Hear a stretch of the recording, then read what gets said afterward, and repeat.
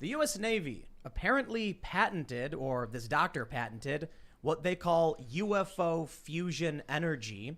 And there's also technology that can engineer the fabric of reality.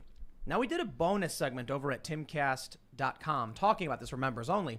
But we do have someone here who can help talk to us about some of this tech, some of what the government has done. And so we'll get into a lot of this. There's a lot of interesting questions about how it is that someone comes out and claims they have, say, potentially warp drive-like, sci-fi technology. And it could be really simple. It could be the U.S. government stole it, and now they're putting it out there as if they did invent it. And that's why we're getting this breakthrough. It's just leaking of enemy technology. Well, in this vein, there is a new Cold War. No, I kind of wish there was. I'm kind of just framing it that way. But the U.S. is interested in super soldiers. There was a program where they're working on exosuits, Iron Man suits. And as we know, because this news broke a few months ago, China has actually been genetically engineering people to make them super soldiers. Now, these are very serious topics, and we have some less serious topics we'll talk about later tonight, and some kind of messed up stuff. There's another big breaking story where some kid apparently was doing a prank, I'm doing air quotes right now for those that can't see, where he walked up to a bunch of people with butcher knives in Nashville. And do you have any idea what happened? Yeah, the dude pulled out his gun and fatally shot the kid because you don't approach someone with a butcher knife. So we'll definitely talk about this and a bunch of other crazy stories. We are being joined today by none other than the alien scientist. Mr. Alien Scientist, do you want to introduce yourself? Yeah, my name is Jeremy, and Jeremy Riss, and I'm from Mansfield, Mass. I grew up in southeastern Massachusetts. I lived in Boston for a couple of years, and now I'm kind of living in Rhode Island. What do you do? You were talking to us about crazy technology. You named 15 elements in a row just for me to prove you knew your elements. Right. So I'm got a degree in physics. I went to State University in Massachusetts, and I've always been interested in science since I was in high school. I think I read a book by Richard Feynman called Surely You're Joking, Mr. Feynman. And Mr. Feynman Richard Feynman was probably one of the greatest physicists ever. He was recruited out of MIT at age 18 to go work on the Manhattan Project. So It got me really interested in physics and classified programs and classified physics research, and just the idea that there's smart people out there that know stuff that other people don't. But so not only do you have a general understanding of a lot of these stories about government tech, you also seem to be well versed in some of the more crazy out there conspiracies too. But you seem to be a bit of a skeptic on that, I guess. You want proof. Everyone likes conspiracy theories, but I like conspiracy facts. I like proof. I think that there's some value in looking at alternative history and alternative ways of looking at our world around us. And I think we need to be open-minded, but also use the right tools and have the right tools. But it will be fun to talk about the really kooky conspiracies too, just because they're fun to think about. So we'll do that. Yes. So, and how I think we can use science to kind of crack through the layers. Right on. We're also joined by the intrepid T-shirt salesman Luke Rutkowski. Thank you very much. The term CIA, by the way, was also something fomented by the Central Intelligence Agency. The term CIA? Sorry, the of course term it's their name. Sorry, the term conspiracy theory and theorist was fomented by, of course, the Central Intelligence Agency. Why would they do that? Pardon me. Yes. Why would they do that right after the JFK assassination? Don't smear the CIA. I'm just saying it's conspiracy fact, which I'm very happy we're talking about. Also, with the latest technological advancement news, Bitcoin is having a pretty good day, to say the least. A lot of people who listened to me a couple years ago are very happy. And if you want to listen to me, check me out by signing up on my email list by going to wearechange.org and in the top right-hand corner and signing up. I'm going to give more from me. I'm going to give a shout out to Max Kaiser, because when Bitcoin hit 30K, I tweeted, if you had all listened to Max Kaiser in 2012, you would all be billionaires right now. Because he was legit. It was what, 2012, you have Bitcoin at $1, $2, and Max is saying, buy Bitcoin. Bitcoin's at $47,000 per coin. That means if in 2012 you put in $1 or $2 or whatever it was trading at $5, that $5 bill 8 years later is nearly 50 grand. So shout out Max. Has there ever been a global commodity that's expanded like that? I mean, it's a new technology. It's being rapidly adopted. So we're going to get into all that Bitcoin stuff too. But Ian. Thanks. That reminds me. I just shouted, hey, everybody. Hi. Ian Crossland. You know me. And the crypto market's up $270 billion in the last 5 days or something. I don't know if it's Elon's Super Bowl. push? I heard he did a Dogecoin commercial for the Super Bowl. I don't know. No, did he? No. No. Oh, because that was just No, speculation. he just tweeted it. Yeah. Wow. He tweeted that picture of him as that Lion King character holding up Simba, and it's him holding up Doge. Oh. And he was like, "You're welcome." I'm super happy Jeremy's here because there's a lot of complicated technology we talk about on the show from time to time, and I feel like we can only get so far without actually being scientists. So it's nice to have a scientist in the house. Well, we also have had a bunch of these stories come out, like in December, the super soldiers in China, the genetic engineering. And then we had the story last week where, we ended up doing this members-only segment about UFOs and this technology. And so we'll bring in somebody who is, looks into this a bit more. So Ian's here. We also have Sour Patch Lids pressing all the buttons. I am producing over in the corner, pushing buttons. And of course, before we get into that news, head over to Timcast.com to become a member. And we have a bunch of members-only posts. Now, I got to shout something out. There are people who have commented on these posts saying, why would I become a member when I've already watched this for free? These are exclusive members-only posts. So the videos that are up in the members-only section, you can only watch if you're a member on the website, or I guess a hacker who's stolen the videos. But good for you if you figured it out, I guess. Please don't. But if you become a member at Timcast, we have exclusive bonus segments. We're definitely going to have one later tonight. And we set this up as a shield, a safety net. The purge is real. It's here. They're getting rid of tons of channels. They're nuking people who talk about certain issues. Certainly, we talk about issues that YouTube doesn't like, and we try and make sure we do it in a way where we can kind of get around what they want to they want to nuke you, but we're careful. But it'll eventually come. So become a member. That way, in the event we do get purged, you'll still be able to find us, and it helps support the show. Also, don't forget to like, share, subscribe, hit the notification bell, and tell everybody if you really do like this podcast. Spread the word. It really does help. And also, let me make a comment on this video. Comments help a lot in the algorithm. That's the word on the street. Well, that's just comment if you want to comment.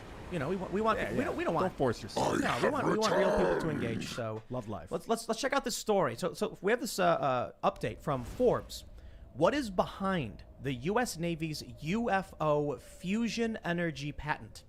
Now, I think when they say UFO and they show pictures, they're just marketing it. It's brand marketing. And we used a very similar photo because it's the only way to basically say hey, here's this technology.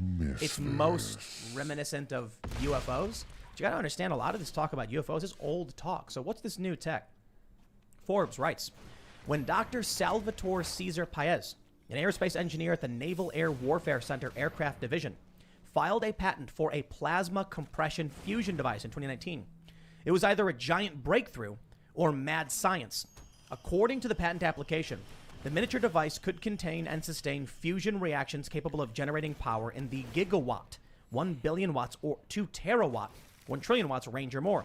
A large coal plant or mid-sized nuclear power reactor, by comparison, produces energy in the 1 to 2 gigawatt range. I don't think you can The beat revolutionary all of us. invention by Dr. Paez, if real, would produce near unlimited clean energy from something no larger than a sports utility vehicle. Dr. Paez's fusion device is among a handful of outlandish technologies dubbed the UFO patents that have in some shape or form been pursued by the U.S. Navy. They go on to mention that I just want to get in, get out. this guy and says he's finish written the- before a with some helping skepticism hand over is a Dr. potent Paez's purported weapon. compact fusion reactor. The physicist appears to have bona fide credentials, including a PhD from Carnegie Mellon, and published some of his work, while much is presumably classified. He's been employed by the Pentagon for decades, and this isn't the first patent filed in his name, and all of them appear centered around what he calls the Paez effect. Dr. Paez posits that by controlling the accelerated spin or vibration of electrically charged matter, high-energy electromagnetic fields can be produced. One proposed use for such fields is an electromagnetic field generator device, which would be applied to alter the trajectory of Earth-bound asteroids over a period of time.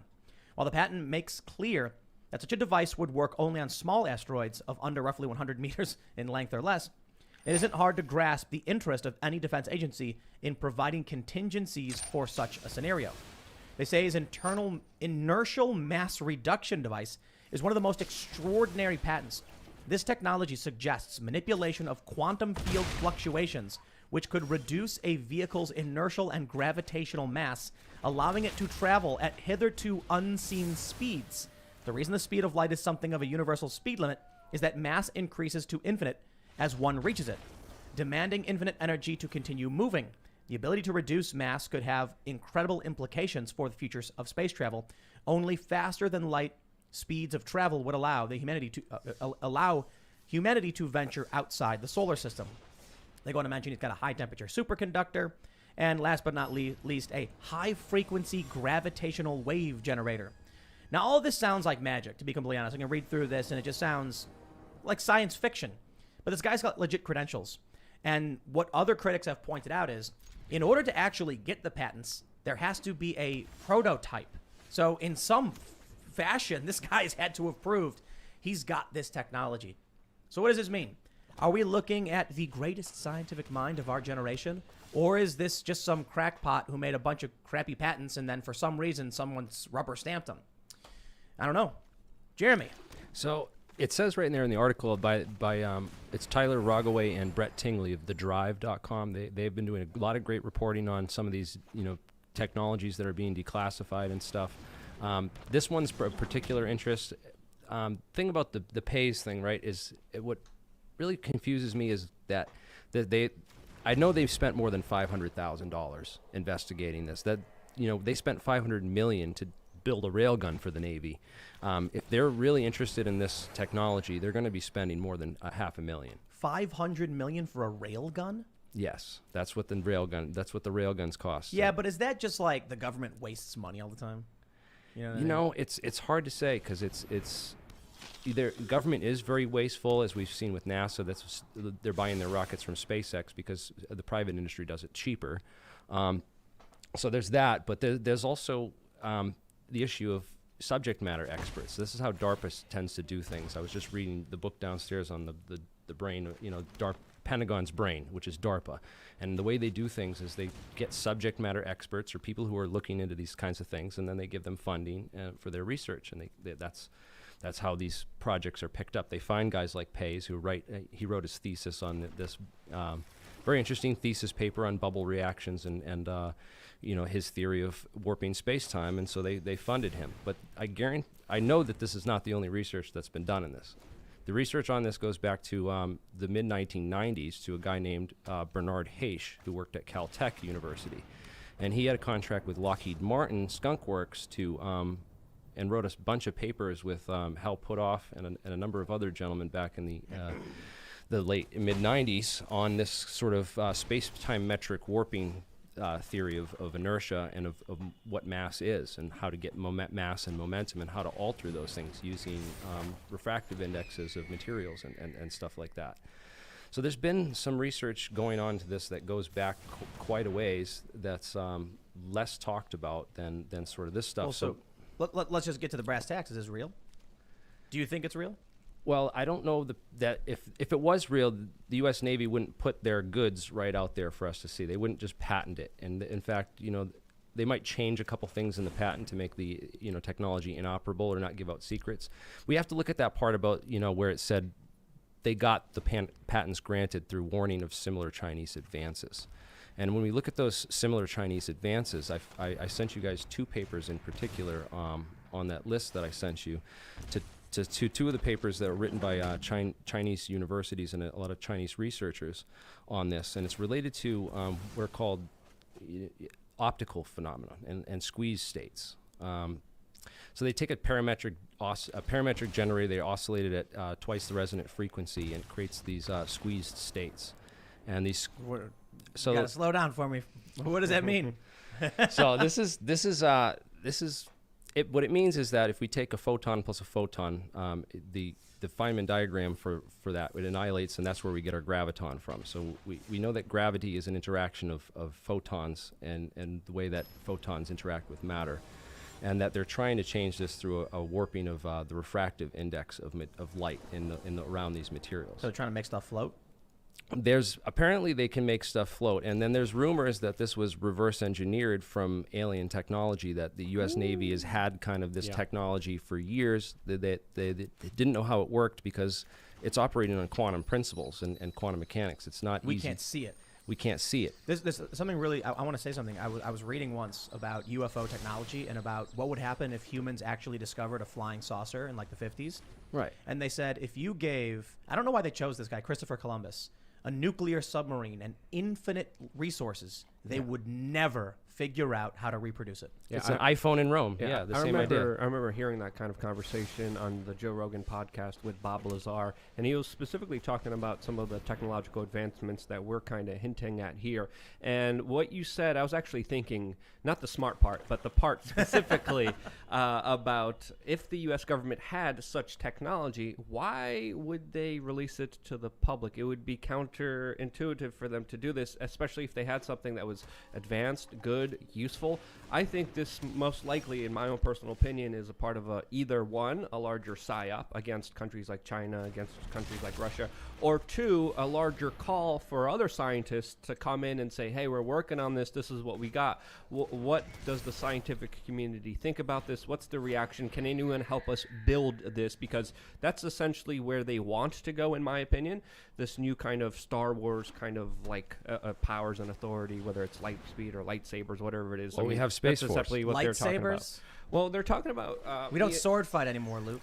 Well, maybe. You never know. With technological advancements, we can't even conceive where the future's going to go, just like Christopher Columbus couldn't utilize a nuclear submarine. It's the idea of a cell phone in Rome. Yeah, but They wouldn't be able to... But if you had a lightsaber and someone else had a Glock, just shoot the guy. Well, deflect depends. bullets. Well, maybe the lightsaber deflect it. deflects. Get outta maybe here. it's a Deflect lightsaber lasers. shield. Again, we're talking about a lot of hypothetical stuff. But when you look at the U.S. military, they're usually far more advanced than, of course, technology that we know of. And they don't release it. They keep it as close to them as they can because they use it for war. Sort of the military. It's like higher tier classified stuff. But I'll mention there's a funny scene in the movie The Men Who Stare at Goats. So Luke mentioned The Men Who Stare at Goats. And then I ended up watching the movie, which is more of a comedy than anything. But there's a funny scene where there's like one dude is talking to his commanding officer, and he's like, "We need to start a psychological or a psychic spy unit." And he's like, "Why?" And he's like, "Well, no. What he said was Russia has started doing paranormal research and psychic spying." And he's like, "Why?" Because of our attempts to telepathically communicate with a submarine. And then he was like, "Why did we attempt to telepathically communicate with a submarine? We didn't. It was a rumor created by the French, but the Russians think it's real." And they think the story that it's fake is a lie, so they started doing it. So now we need to start doing it to counter them because they think we're doing it, so now we're actually going to do it. And then that's the joke of the movie, I guess. And it's not even the military. It's a lot of contractors now. So when you look at, the military-industrial complex, that is pretty much the key of private enterprise that's working in a quasi-government way, just like the Federal Reserve is working with all the big banks in this kind of quasi way. But in reality, there's also fears of a lot of this technology being leaked, a lot of this technology being sold to the highest bidder, especially when it's just in contractors' And there were hands. fears of that in the Manhattan Project too, but now a 12-year-old can go and look up how to make an atomic bomb. That doesn't mean they can have one, though. Yes, of course. Why can't he? Because he needs 300,000 uranium. people. You need Oak Ridge. You need a uranium refinery or plant. You need resources. And the way that the Manhattan Project came about, they had hundreds of thousands of people working on it, and only, I believe, a dozen people knew what was happening there. A lot of people are saying, conspiracies aren't true, but if you look at the way the Manhattan Project, which, by the way, was also forged at the Bohemian Grove, the way that was kind of created with so many people involved, all these people, majority of people not knowing what they were working on, and building this nuclear weapon. And we have to understand, we're moving towards a new technological era where we're building something that's going to be way more powerful than nuclear weapons. That's going to have way more severe of an impact. And the implications here are severe, to say the least. When you're talking about refractive index, and actually, so talking about the warp drive, what they're building, would you call it a warp drive? Well, that's what I'm talking about. The warp drive's a good word for it, but it's kind of like Star Trek-y. Some people call it anti-gravity. So I'm working with a group right now to try to, bring these scientists out and bring more information out of the woodwork on this. Because we look at what's in the public sphere. We got Sal Pays and him talking about these U.S. Navy patents. But I know for a fact that there is more research that's been done into this, and I have a huge list of scientists' names who have worked on all kinds of this stuff. So what we've done is we've kind of created our conference. We actually got a hold of all these email lists. I've been tracking down these people for the past decade and following a lot of their work, because this is what I've been into is all this type of research. Where does DARPA go to recruit their next projects out of? They go to these conferences where these PhDs and these scientists go and present ideas, and then they pick the best ones to fund. And so I've kind of like gone over a lot of that research, and we got actually all those DARPA email lists. And we just emailed all those people and we invited them to our own conference. And we started our own conference. This guy, Tim Ventura, AmericanAntiGravity.com out in California, he kind of got me into researching anti-gravity back in like 2002. And we're working together to we have a conference where we're actually bringing people out of the woodwork to come and talk about what they worked on, because most of it's declassified now, and it's becoming so out there and well known, and it has such great implications for the whole future of our planet that, more people are coming out with it. You mentioned something interesting before we started the show, that you have this guy, Dr. Pace or however you pronounce it, that he's got a bunch of patents that are kind of all over the place. Mm-hmm. Like an individual would focus on one specific thing, but he's got a bunch of different things, right? Right. So we consult subject matter experts, because the information's too voluminous for any one person to have just massive knowledge of all this stuff. So we consult like people who are really into a certain subject. But the fact that he published a nuclear reactor and this space-time warping thing, condensed matter physics and nuclear physics, it's kind of gives a hint that it might be technology that the U.S. Navy got through espionage.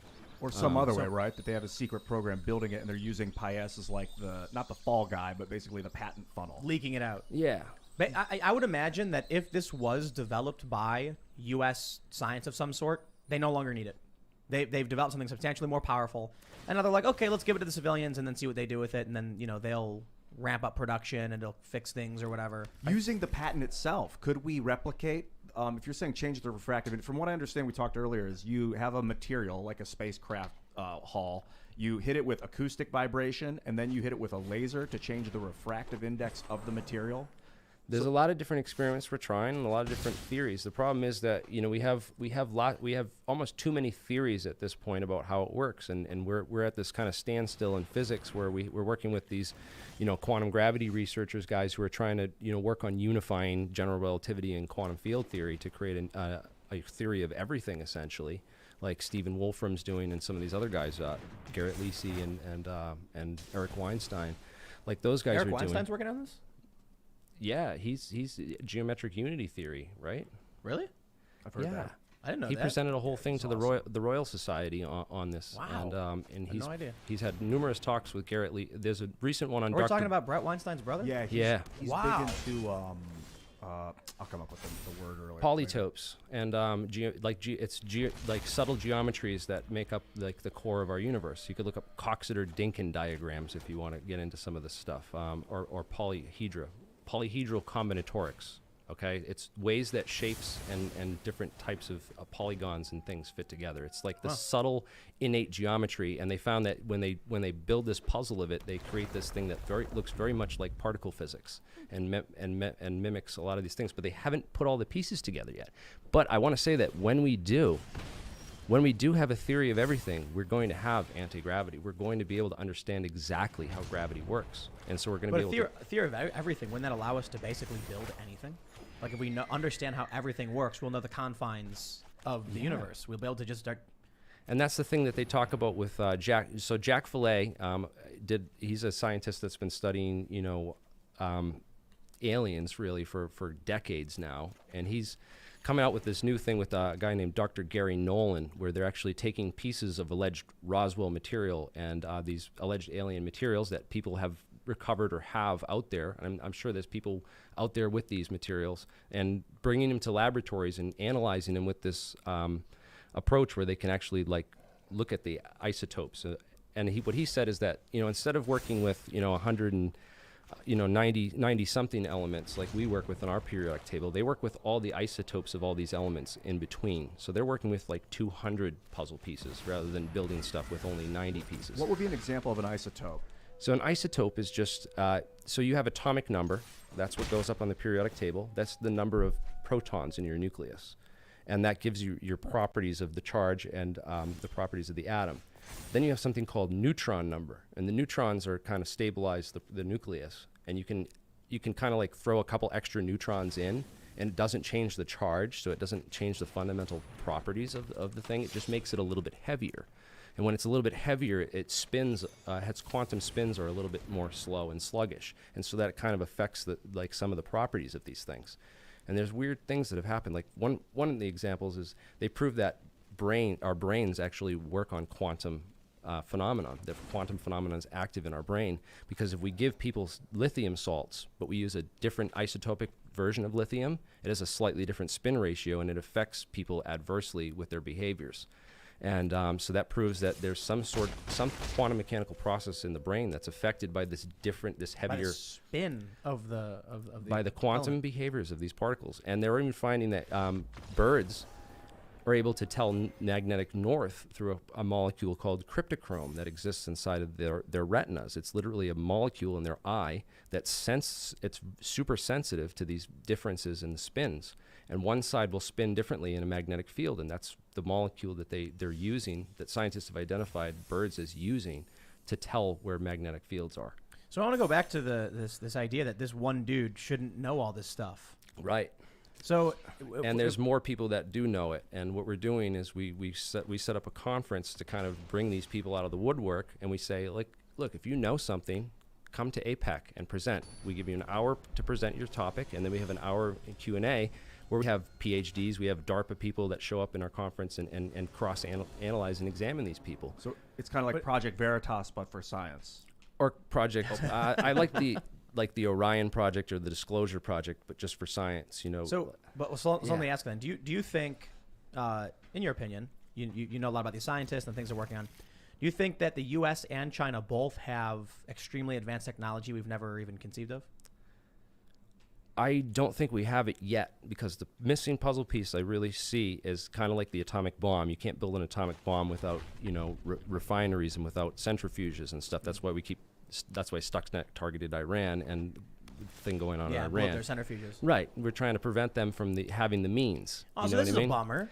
You know, so I think the material science is not quite there yet. Right. So that kind of bums me out, because I want to just, want to believe it, right? But Aliens. you're right.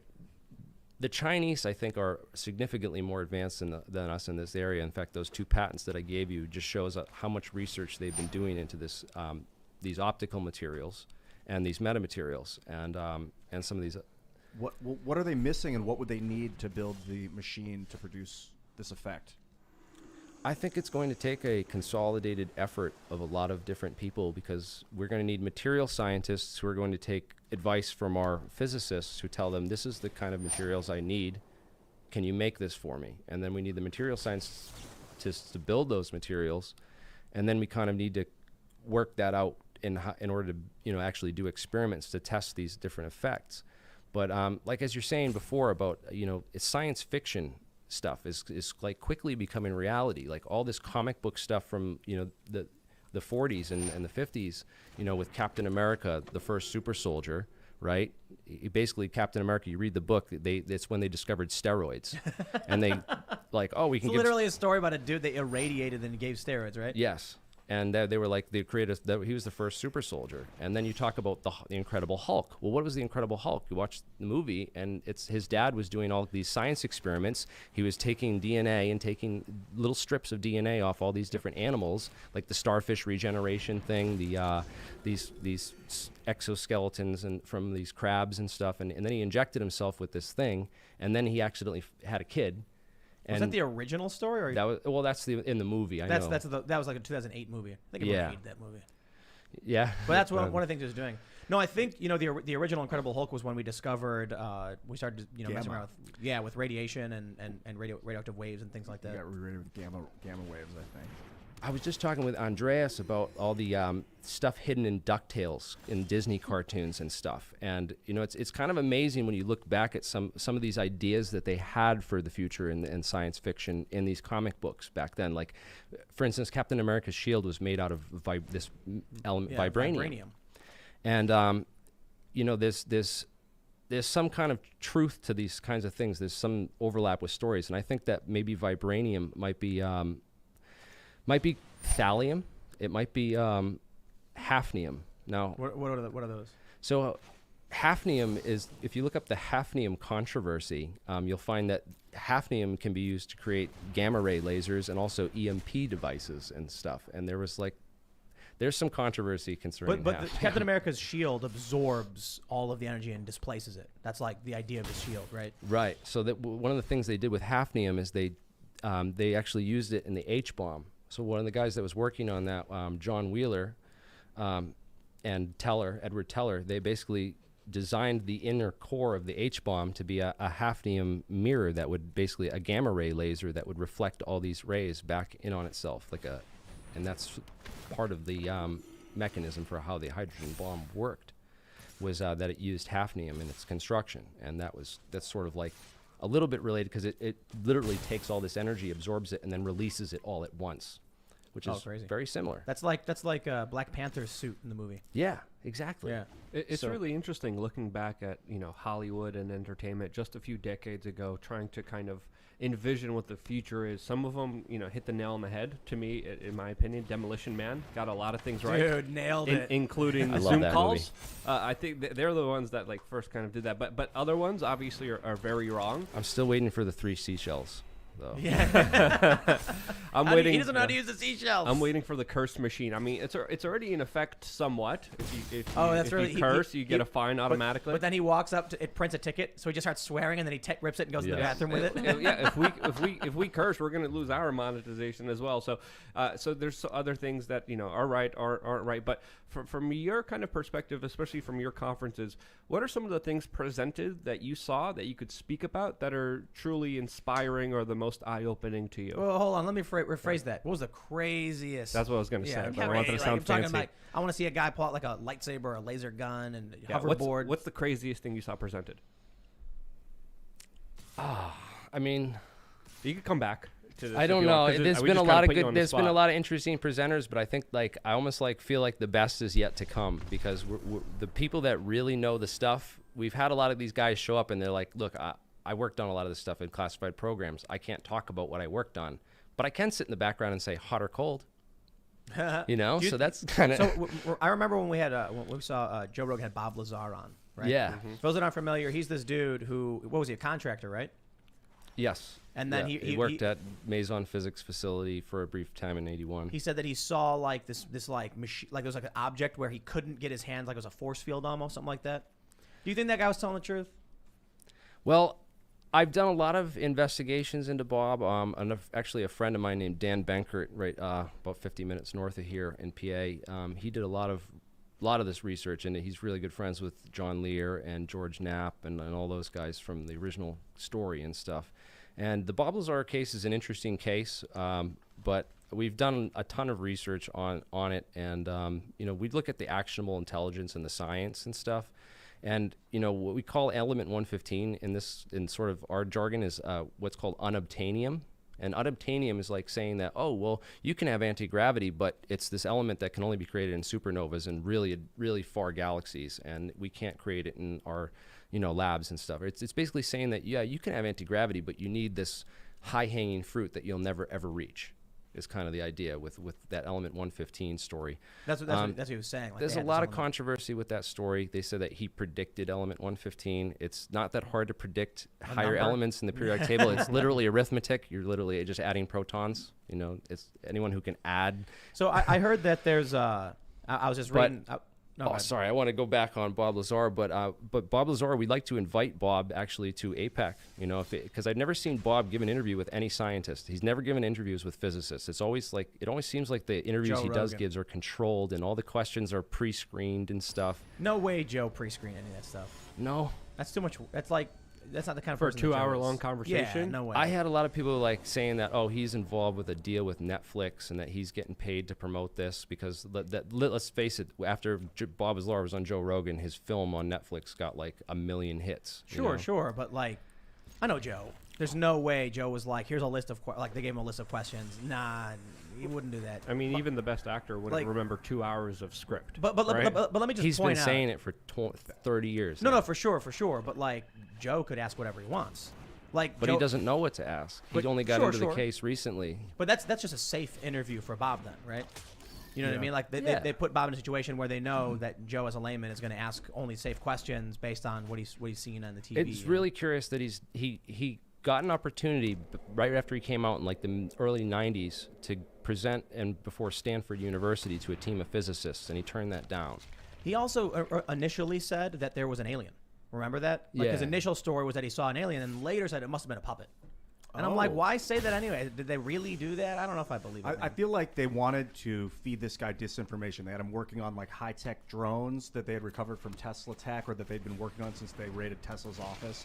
And they invited these scientists in. They were like, just in case they go rogue, we're going to feed them a bunch of crap so that they look like idiots. We're going to tell them it came from Zeta Reticuli, that there's a new element that you can't find, and that there's aliens involved. Well, there's lots of theories, you know. Well, like I was just saying, the joke from The Men Who Stare at Goats, where it's like the Russians think we did it because the French started a rumor, and then we denied it, but they think we're lying. It's like with Bob Lazar, he tells this story. For those aren't familiar with this story, there's a documentary about it. Many of you are probably familiar. It's on Joe Rogan, and he talked about how he saw all of this tech, this crazy technology, anti-grav, saw aliens, and then later said, well, is that maybe a puppet or something? But many people speculate, what if it was a Potemkin research base? That the idea was bring in this contractor, bring in a bunch of them, show them very ridiculous magic tricks, tell them it's real so they believe it, and then wait for one of them to leak it. That way, our enemies at the time, Russia, the Soviet Union, would hear the U.S. has crazy weapons. Better not attack them because they got anti-grav and they're working with the aliens. Do you know the Russians, after Bob Lazar came out, they spent about $1 billion looking into element 115 and trying to create super heavy elements. The Russians did. The Russians created element 115. It's called Moscovium because it was discovered in Moscow. What can it do? Can it make you levitate? It has about a 32-second half-life, and it decays, and it doesn't. There's no stable isotope like Bob claimed yet found. If there is one tomorrow, then But right now we don't. But right now we don't Yeah, we have should find that. it. Well, the U.S. government has a long history of playing psychological tricks and Well, just think about psyops this. on their scientists that work with them. So. The real secrets they wouldn't allow to leak out. Okay. Well, depends. I mean, we can't make definitive statements like that because again, anything's possible, right? Yeah, or they leak it, or they bury it 30 years later. It would be buried. Well, I'm just saying disinformation is something that the U.S. government uses many times, and they steer scientists, tell them they're working on one thing when they're working on another thing. That was the Manhattan Project. Exactly. That's exactly what it was. And it could be that Bob Lazar was told certain things that weren't true. But his story was that he was a part of a team trying to reverse engineer this alien technology that was given to them. Right. And he if worked one for him. scientist doesn't do it, another scientist is going to try, and they keep swapping him in and out. That's the story. Just for He was working on like 8 different context. craft. I think he said he saw 8 different shapes of craft. Right. There's a lot of there's a big long story. There's a lot of details involved and stuff. And like I said, we go after actionable intelligence. The research I did into S4, I found that there's no evidence of a base at Papoose Lake. We have the satellite photos of the facility. There's never been touched. Going back decades, so that we haven't found evidence of a base at Papoose Lake, but we did find a Site 4, which is at Tonopah Test Range, which is like literally right next to Area 51. So on a lot of these maps that show like Area 51 and S4, they're really talking about Site 4, which is at Tonopah, which is where a ton of these electronic countermeasures and other technologies were worked on. This is where they built and flew the F-117 and the stealth fighter and the bombers and stuff. I saw a story not that long ago, maybe a couple months ago, and it was talking about these strange sightings of strange vehicles appearing near a naval base. And the funny thing was, it was like these soldiers are saying they see it, and they're reporting when they're doing these training missions. They see these strange craft, and now they're publishing it, and everyone's like, "This is it. There's aliens." And then they casually mention in all these articles that only 70 miles away is an advanced naval research base. And I'm like, so what they're seeing, they're just seeing aircraft made by themselves. Is it? And they're not high enough security clearance to know what it is, so they record it. And then why is it that so many higher ups would dismiss the stories initially?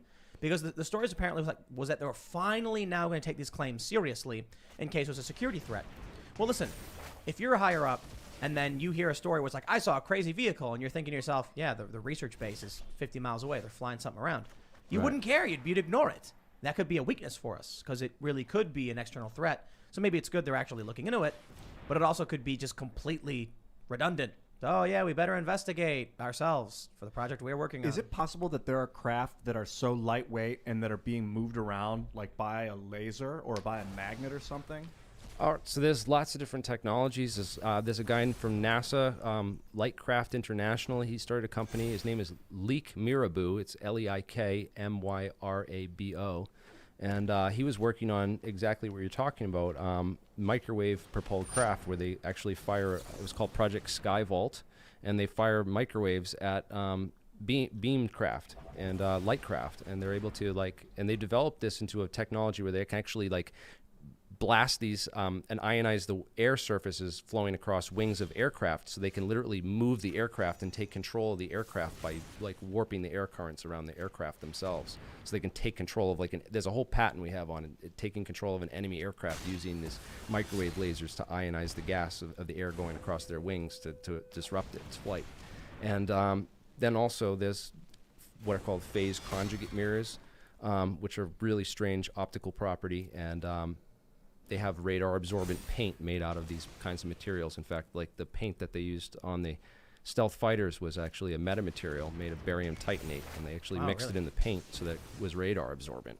And so would that not appear on a radar? I thought the goal of stealth was that it looked like a bird. Right, it's that cross-sectional. They basically, the goal is they took that formula for the cross-sectional radar area of a object, and they figured out how to minimize the parts of it in that equation to make things disappear. And one of the things that they found was that the flat areas, and also the V2 was built actually by these two German scientists or aviation guys that were working on it. What were their names? There was a team of brothers, and they built the flying wing, the first flying wing, and it was actually they were calling it German stealth technology because actually the stealth was actually a byproduct. It wasn't actually an intentional part of the design. Because they built a flying wing, it didn't have that long fuselage and that long, because that's where the radar was bouncing off of on their planes, they found. So they did a lot of research into radar and radar signal returns. And that's a lot of the research that was actually done out at Area 51. And it was headed by the CIA under a project called Project Rainbow, which was headed by a guy named Edward Mills Purcell. And Edward Mills Purcell was a physicist who won the Nobel Prize in the 60s for discovering nuclear magnetic resonance, and the fact that atoms are basically like spinning magnets, and they have resonances, and they have different rotations. I got to be honest, Jeremy. You made it an extremely important point early in the show, and it kind of just sucked all the fun out of it. When you mentioned the need for the factories to build the nuclear weapons. I'm not saying people should build nuclear weapons. Let me make my point. I said, why can't a 12-year-old have a nuclear bomb? You said you got to have the factories, the refineries. So that means it's not absolute, not necessarily true, but when we're looking for the production of hovercrafts and UFOs and spaceships and alien tech, you'd see the factories and the industry. You'd see the industrial facilities. You'd recognize them in satellite images. Even if they blur them, they would still need way more production facilities than what we can actually see. I think they're underground. I mean, maybe, but then it's also the idea is that the U.S. has how many factories built underground to produce this stuff, and we don't see stuff going in or out? Wouldn't we even see where they were underground? They'd have to bring stuff down there, right? I mean, we have a massive, trillion-dollar military-industrial complex, budget that, of course, spends money absolutely recklessly, and there's trillions of dollars that's missing. Who knows? I mean, I think it's in the realm of possibility. But going back to World War II in Germany, German scientists were working on some pretty crazy radical concepts. I believe, correct me if I'm wrong, there was even an image of a saucer that German scientists were trying to configure as a way to make it fly and make it as a flying object. I don't know if you've seen that. But then, of course, we have to understand, under Operation Paperclip, a lot of these top Nazi, scientists, a lot of these German World War II scientists were particularly taken from Germany, brought into the United States, brought into the CIA, brought into the Pentagon, brought into building the U.S. military-industrial complex. Didn't we do that with a Japanese research team? What was the name of that Japanese research team that was torturing people? You know what I'm talking about? Oh, the station number something, or project something. 51 or something. Yeah. They would put their arm out into the cold, and then while they were alive, and just watch their arm freeze off. Just really crazy stuff. Yeah, a lot of the stuff we learned about hypothermia came from this Japanese research unit that was doing live human experimentation. Creepy stuff, man. And also the German scientists that were doing a lot of experiments on humans too, as well. I forget the German. And the U.S. government, especially with what we know from acid, and what we don't know from all the other kind of classified stuff that still is secret to us. Unit 731. That's what it was Unit called. 731. That was it. So about the saucer theory about Germany. So the Germans actually were looking into something called the Thule Society and the Vril. Yes, I remember hearing the Tool Society. Yeah. And so the Germans had apparently some kind of top secret research going on into these ideas. And of course, the Germans were the ones who, where quantum mechanics was born. It was of course discovered in Italy. The first sustained nuclear reaction was done in Italy by Enrico Fermi. But a lot of the theory was laid down by German scientists like Heisenberg and Einstein, in fact. And it really lost Hitler the war because he went after the Jewish population, because that drove out a lot of the most the brilliant scientific minds of the time in Germany, and caused those people to come to the U.S. And when we got Einstein and we got Heisenberg, it was like, all right, it's like we have all your brain power. Yeah, this is what happens when you have an ideology-based society Right. rather than a merit-based society. And I'm mentioning this because many people say what's happening right now, especially within the U.S. government, especially within the establishment, is pushing, the ideology over merit. Dude, yes. And all their best people are leaving, and they're coming to APEC and presenting all this information out to the public, so that the public can have But it. the same thing happened in Germany, and Germany lost people like Einstein that, of course, decided to flee rather than, of course, Right, the Now- totalitarian now, regime. Think about this. We did a segment last week on male testosterone dropping. And Luke mentioned how in China, they're doing these training drills to make their men more manly. You take a look at how China is behaving, and they're very authoritarian. It's horrifically nightmarish. And you take a look, it's an extremist ideology as well. You take a look at what's going on in the U.S. with the rise of critical theory and how extreme that is. And there's probably going to be people who are in the United States or in China looking for places to escape to. I mean, especially China. I mean, they got concentration camps. But even in the U.S., we often hear from people say, I'm going to leave, I don't want to stick around. I think we'll actually get to that point where people are looking at, say, Joe Biden bringing back critical race theory training programs that Trump tried to get rid of. There are going to be a lot of people who don't want to be involved in this. They're going to quit their jobs, they're going to start their own companies, or they're going to want to leave the country outright. Right. And that's when the U.S. will be hit with a brain drain due to an ideological bent, and people are not comfortable living under a boot in that way. Another another dimension of that is on the internet, on social networks. You see people fleeing social networks that are oppressive. And I've often wanted to rebrand Minds as a social network for smart people, but Bill was like, nah, it's too much. But we have to understand the major epicenters, the major kind of places where people gather to build stuff, major cities, they're absolutely being eviscerated right now with lockdowns, which is preventing people from doing business. And the people of means are leaving. Yeah. I mean, this is crazy stuff. If it weren't for the lockdowns, though, we wouldn't have launched APEC. That was like everyone's home. We're all just waiting to do meetings, and that's why we decided we're going to start our own conference. Check it out. Like in California, the people who are okay with what the government has been doing to them stay. And the people who aren't leave. But most importantly, many people who don't like what's going on and can't leave stay. And then you see Joe Rogan leave. You see Elon Musk leave. You see Ben Shapiro leave. You see the people with the ability to do so quickly. And that means some of the biggest industrialists and personalities will leave under this ideological oppression. California is brain draining itself of the people who are running big companies. And now there was a really amazing segment Bill Maher did. Yeah. Bill Maher, this liberal guy, with Adam Schiff. And he's like, look at all the people fleeing. He said, I came here in the 80s and I found paradise, but now I don't know what I'm getting for my taxes. What am I getting? And Adam Schiff is like, well, we're going to make California. Now, here's the kicker. We're getting off the science subject stuff here, but David Hogg of Parkland notoriety. I'm not, no disrespect. I mean, it was a horrifying event. Wants to start a pillow company to compete with Mike Lindell, who has My Pillow. I could be wrong about this, but my understanding is that he's literally calling it Our Pillow. I'm pretty sure he's calling it Our Pillow. I think he's too tapped in. But anyway, withdraw. He tweeted something about Mr. how Hogg. this is crazy. He tweeted how we needed union factory that pays fair wages, and like California's out of the question. Yes. Who wants to buy a $500 pillow? Like, no matter how good it is. So these oppressive and authoritarian systems are actually hurting our ability to save this planet. Now, this is the main point I want to make. How do we get past the problems we're experiencing today with, say, global warming? Global warming, big problem. A lot of people don't believe in it. A lot of people think it's a very serious problem.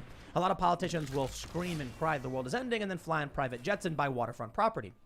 But in my opinion, We had Dr. Chris Martinson, right, PhD pathologist on, talking about fishery collapse. He was talking about the insect populations collapsing. Whatever your idea is, there's a delicate balance to this planet, and we are disruptive. Here's the problem I see. Dude, I'm all in favor of solving these problems, but we need to solve it through industry, meritocracy, ingenuity, etc. When the left gets ideological and says no nuclear energy because nuclear energy is bad, and we're like, but that's one of our best chances to stop using petroleum. They block us from doing it because of ideology. Because of the dirtiness of fission. But when you talk about fusion, which gets roped into that same nuclear power thing, and it's really a completely different process, and maybe you shouldn't even call them both nuclear, though there is nuclear energy involved. I think once we develop fusion, that's because we have all these ideas about what to clean, where to get the carbon from, the ropes you got to drag, but we need a power source. But look, even at Elon Musk with Tesla now becoming what Tesla is worth more than all of the next top 10 auto manufacturers. It's amazing. They drove him out of California. I mean, here's a guy who's doing everything they should want. First of all, they hate his guts. He's a billionaire and he's a nasty person. I'm like, he just made electric cars cool. That's going to help the planet, right? They don't care. Because ideology drives most of these people, not all of them, but the ones that are active in the culture war. And then the California government becomes repressive, oppressive, and ideological, and then it pushes these people away. If this keeps happening, we won't be able to actually solve these problems and save the planet through new technology. Yeah, I mean, I actually remember seeing that Bill Maher clip, and I tweeted, quote, even the guy who looks like my dad is realizing the big government is screwing everything and everyone. Now, if you look and compare what California is doing to what China's doing, some people are making parallels that it's almost the same thing. It's not. It's completely driven.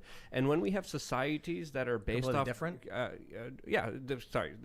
there's a lot of people like to say that they're similar. They're not, because when you see what's happening in China, especially with their promotion of masculinity, and then you have Chinese institutions and Chinese financial banks financing a lot of the colleges in the United States, they're promoting that masculinity is toxic. Whoa. And when you look at this larger kind of spectrum that's unfolding here, you see China centralizing a lot of this for their own personal benefit. You see the United States centralizing it not for their benefit, but for the benefit of the few elite that, of course, don't serve everyone else. And there's a big difference here with the elites in America also being the ones that are bankrolling China at the same time. A lot of people like to post about how Star Trek is communism. It's literally not, but they don't care because they're ideologically driven. I mean, whatever Star Trek is, it doesn't really fit the definitions that we have historically. It's just a sci-fi world of peace on Earth. Not in outer space, but they have replicator technology and their ships anti-grav and all that stuff. And they're like, see, that's communism. I'm like, dude, it's nothing. It's Star Trek. It's a magical universe of fiction. If we want to get to that point, it's not going to be through government authoritarianism and a command economy. It's going to be through smart people working really, really hard and people in general coming together to find new ways to do new things. And unfortunately, it's interesting. Ryan Long, he's a comedian, has this new segment out. Did you guys see this? I don't know. And he's at the church? The Church of Woke. And he basically is dressed like a priest talking about how their new religion is wokeness. And essentially, humorously, drawing parallels between oppressive religious doctrine and critical theory. That's the freakiest thing to me. That you've got people on the left weaponizing critical theory, which is a moral authoritarian dogma, which is going to restrict our ability to actually develop new technology and do new things. One of the biggest problems I've always had with the left, because I used to do fundraising for nonprofits. One of them, I worked for several environmental nonprofits. And I immediately started researching, okay, climate change is a problem, right? Global warming is a problem, carbon emissions, all that stuff. Okay, what's our best solution? And I came across nuclear energy. Has zero emissions, and it has a massive energy return on energy invested. Thorium reactors. Yeah, I've heard about thorium salts, right? Yeah. So they're very safe. They don't melt down. How do they work? I'm not going to get into all the science of it, but long story short, rewatch the video they're later. safer. They don't melt down. It's liquid, right? It's a liquid reactor. Yeah, it's a liquid core reactor. It's safer because it doesn't. You can use the fuel indefinitely. It doesn't have spent fuel rods, so there's not the waste problem like that other fuels have, like we have at Yucca Mountain with all the reactor fuel. But so here I am, and it's these exact environmental organizations saying no to nuclear energy. I didn't know why. I said, well, it's zero emission, and this new technology is safe. And they're like, nuclear is bad. It's bad for the planet. It's the same reason they took, like, an MRI machine, the same way I talked about Edward Mills Pursley, he invented NMRI, nuclear magnetic resonance. So what they use in an NMRI machine, an MRI machine, is called an MRI machine because they took the N out. It's actually a nuclear magnetic resonance imaging machine. But they removed the word nuclear because people hear that word and it's like they don't understand it. Really? But all of this is just it's just the nucleus of an atom. It doesn't mean that it's nuclear fission or that it's nuclear active decay or radiation. It doesn't mean any of that. Nuclear doesn't mean radiation. It doesn't. So do we need like a Atlas Shrugged type scenario where all the wealthy industrialists flee to a secret location to be free from the oppressive government? Yes. We've What had was a that place- discussion what was that with place called? I think we're all on board with that. making a Yes. ranch where we can build And saucers. Capistan? And Yes. And, that- and isn't it kind of sad that our resources, our money is being spent for destruction rather than building, rather than actually construction? If you look at where the majority of the scientific community, where you look at the majority of the money that goes into them, it goes into what? Weapons. Weapons. Yes. Not, of course, helping, creating, solving a lot of the problems that we all face. And we have to keep all of it, the technology secret. So we have- Everything has to be not open sourced. Everything has to be kept for power purposes and ego. And, it's when we look at it from the bigger picture, it's absolutely sad and pathetic. They got to be 30 years ahead with what we have publicly. Yeah. You know, they're 30 years advanced in some ways of what's the classified stuff that's out there. And they're holding that and withholding it and using it to make weapons. And they want to keep the whole goal of this is to, the military, industrial, banking, intelligence, petroleum complex, and what I call it. And it's basically this organization that of rich people that want to maintain power and control and under any terms possible. They don't, and that includes keeping these technologies under wraps and only for them and for their purposes. And There, stuff, so. there are few things in this world that can break my heart as tremendously as two specific historical incidents. The first is the burning of the Library of Alexandria. What a horror story for human history, man. That one just right through the heart, huh? The second, though, is the quote from Wernher von Braun, the godfather of rocketry, essentially. And he helped make a bunch of crazy weapons, rocket weapons, for World War II Germany. And he has a very famous quote. Let me read a little bit. They say, when the first V-2 hit London, von Braun remarked to his colleagues, the rocket worked perfectly, except for landing on the wrong planet. That's so sad, man. That's just a punch in the gut. There's a Listen, lot of listen. good quotes. This is a guy who said, I want to travel the stars. I want to land on other planets, and rockets can do this for us. Dude. And then a psychopath took something so beautiful and turned it into a weapon of mass destruction. All I want is fusion. I want working fusion power. I know it's here. We have cold fusion, but it's Yeah. going to create a weapon. It is, and it's going to end up being used to destroy a lot of humans. But what could they if do with it's a fusion created- reactor? If everyone had one, I don't know, focus the energy into a city. So about cold fusion, Peter Hagelstein is a researcher at MIT. I went to a cold fusion course there. They had an open IAP course where you could just basically, anyone from the public can go there and go to MIT and take a course on cold fusion for a week. And there was all these professors and all these students there, and that just came to show up for the course. So I of course went because I live in I live close enough to Boston. I drove in every day. I actually stayed at my brother's lives in Boston, so I stayed at his house. And Explain to us fusion and cold fusion. dude, so basically the idea is that in regular fusion, fusion happens in a star. We have the biggest fusion reactor in the sky. We're wasting tons of money on hot fusion trying to build these tokamak reactors and these fusion reactors here on Earth to mimic what happens What does in it the sun. do? Like, what is the sun doing? It's literally what's called breaking the Coulomb barrier. It's pushing through gravity and other forces. It's pushing these things so close together that they get so close that through quantum tunneling, they think that they're in the same place and they actually fuse. So like a hydrogen would come together and make a helium or something Yeah, like that? two hydrogens will come together. The protons will add and will create two protons in the nucleus. They start hugging each other, and then it creates the next heavy element, and then the next heavier element up. And how does that make energy for us? What does it do? It gets hot? So there's a mass difference between the nucleus and there's a mass conversion. So some of that mass is down converted, and then the leftover mass is actually energy through equals mc squared, and that we can extract that extra energy that's left over through after the fusion reaction. So what do we do? We end up with what? Like it eventually turns to gold?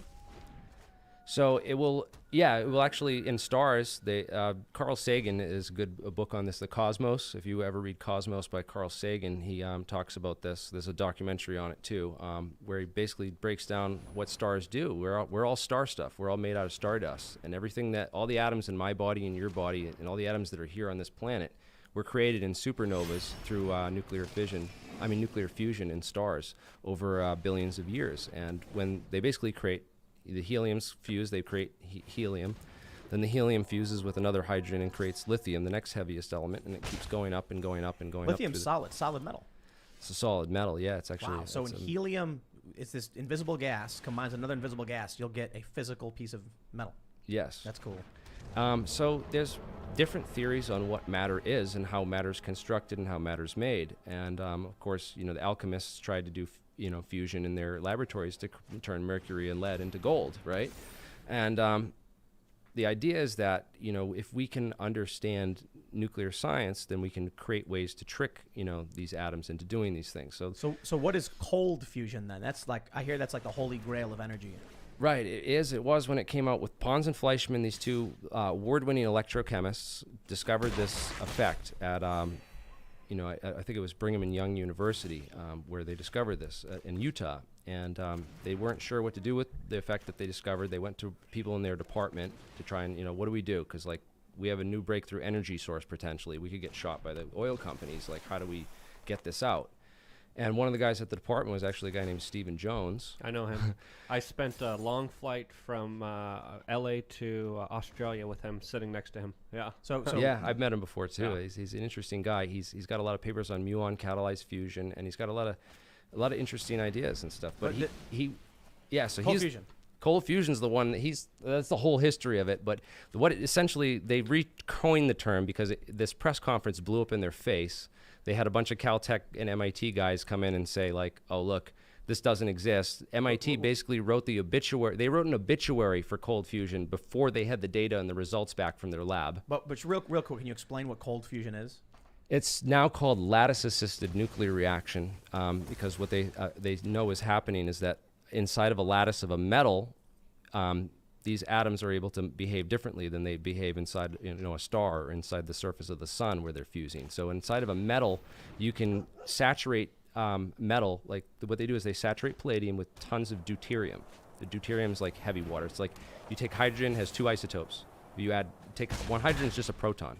So if I add a neutron to that, it makes it heavy hydrogen. That's called deuterium. If I add two protons to that, it's even heavier hydrogen. Two neutrons, and that's called tritium, right? So what they do is they take deuterium and they pump a ton of it into this palladium lattice until they get a saturation of over 90%. And then when they hit that saturation point, which they proved the Caltech and MIT replication experiments never got up to that level where they would have even seen an effect in their labs.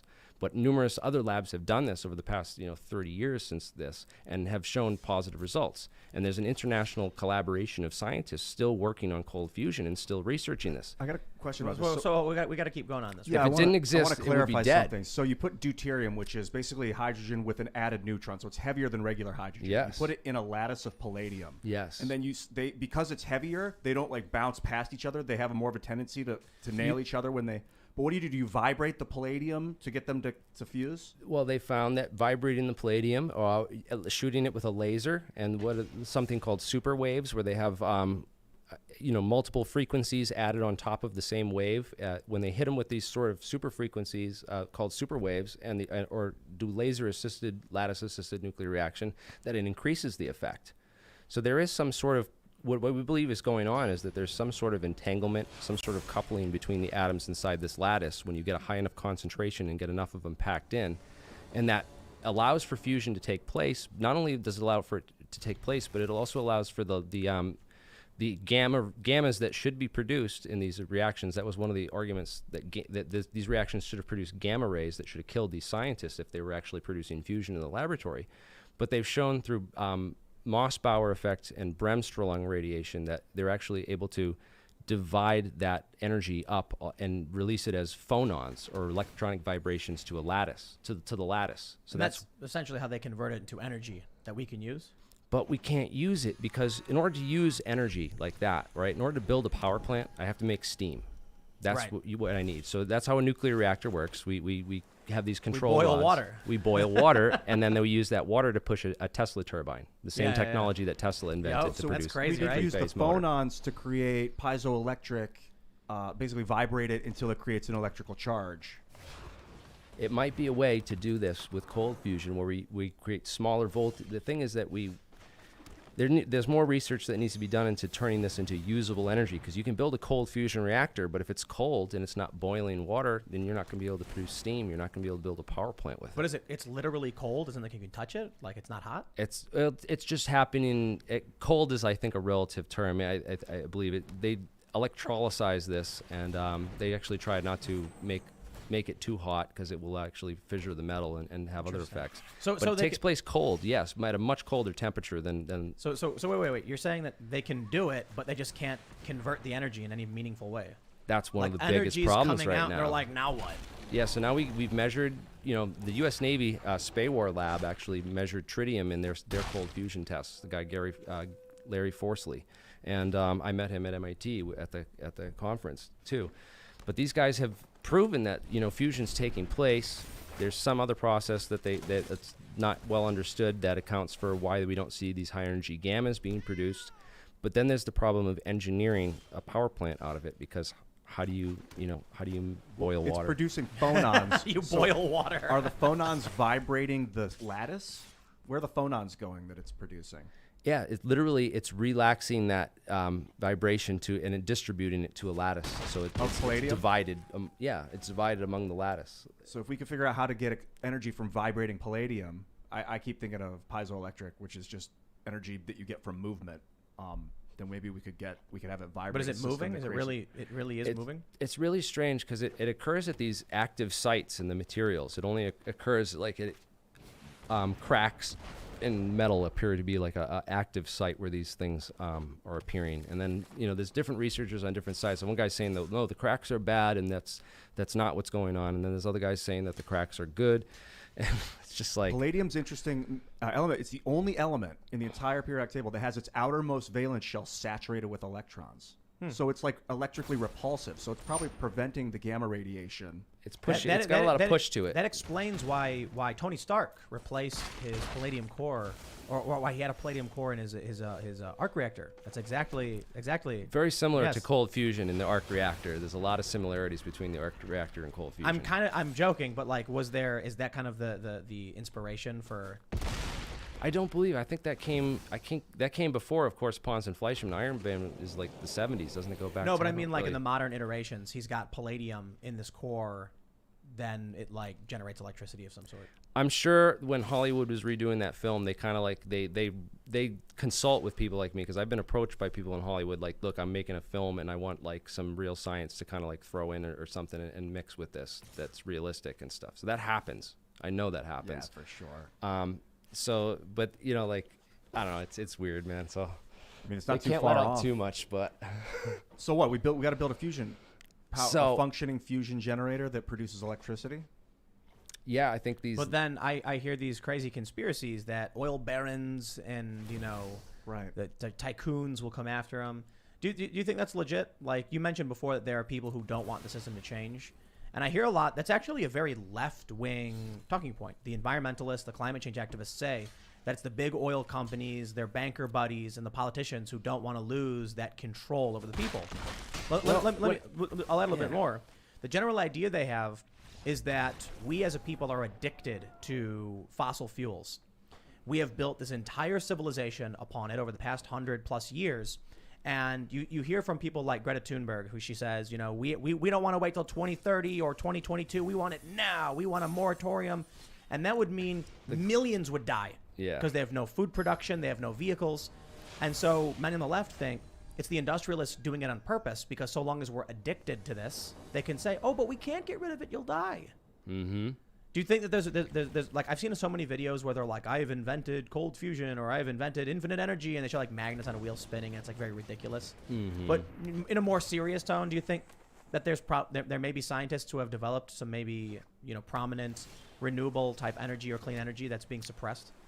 I'll mention one. You mentioned like perpetual motion machines. I've only seen one in the literature which actually might work, and it's based on Einstein's Brownian motion, and it's But that would mean that more energy is coming out of a system that was put into it. That defies the laws of physics, doesn't it? I sent you a link on it. It's basically like it's a quantum effect, and it basically it exploits the Heisenberg uncertainty principle in some ways, which is kind of like what I talk about with these squeeze states. You're squeezing one of those parameters in the Heisenberg uncertainty principle to make the other one go astronomical, so that you can change its position or its momentum in space by focusing one. If you know one. You can only know the position or the momentum of an object to within a degree of h bar over 2 pi. That's the Heisenberg uncertainty principle. So if you know the exact position to within a finer degree of uncertainty than h bar 2 pi, automatically the momentum will just go astronomical, just because it has to conserve this principle. And the same thing with the momentum. If you know the exact momentum, then suddenly the position changes. So you can never nail down where anything is in quantum mechanics. As soon as you try to, it moves on you. Have you ever watched Who Killed the Electric Car? It's a Yes, documentary. the EV1 and the Saturn. And so I think that's what Tim is kind of pointing at with the conspiracy. He pointed out advancements. conspiracies. Yeah, there yeah. are conspiracies. Yeah. The General Motors streetcar conspiracy was a legit conspiracy. There used to be trolley systems connecting the entire United States on the East Coast. I could take a trolley from here to New York, and I could pay like $1 for it. But then they took all the trolleys, they bought out all the trolley systems and pulled all the cars off the rails, disassembled all the rails, all the train tracks, and then no one had any way to get around, so they had to buy cars. So I can't even get into the details, but I could vaguely say that I met individuals that created innovations, and they were bought out by big companies, and they were told to shut up, and they did, and they gave them a big fat paycheck. And a lot of these companies that these new advancements would contradict with their market, they just got rid of. Even solar panels. Yeah, and especially when you look at something like the petrodollar and its effects on the world stage involving Saudi Arabia. I mean, Saudi Arabia is an empire in decline already, but if you look at the world going off oil, they're a country that again has a very hard time getting fresh water, has a very hard time creating any kind of vegetation, any kind of farmland.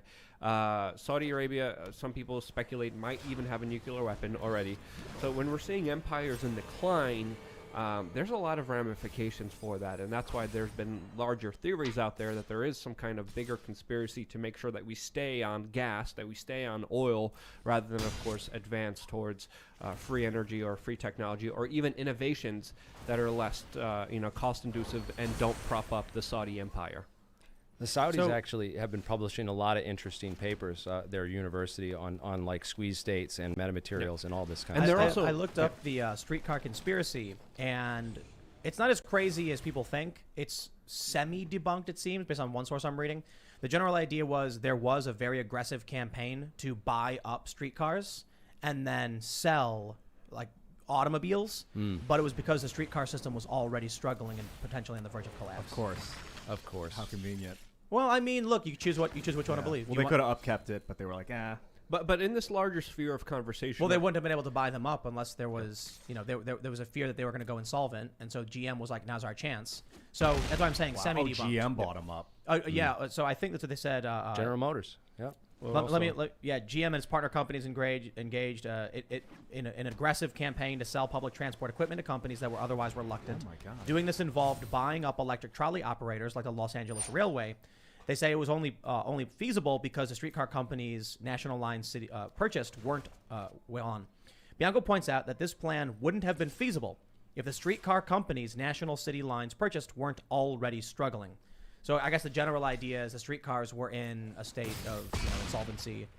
That's allowed auto manufacturers to come in and displace them. And I mean, look at the MTA, right, in New York City. You've got an electric, essentially, public transportation system. It's failing. It is in dire the one straits. in Boston too. The T in Boston is the same thing. They can't maintain them. And there was some hope that Amazon coming in with this new headquarters would pump in enough revenue that they could shift over to fixing the subway system. And then, there was this big protest by people like Ocasio-Cortez in the financial district, which resulted in Amazon saying no. Yep.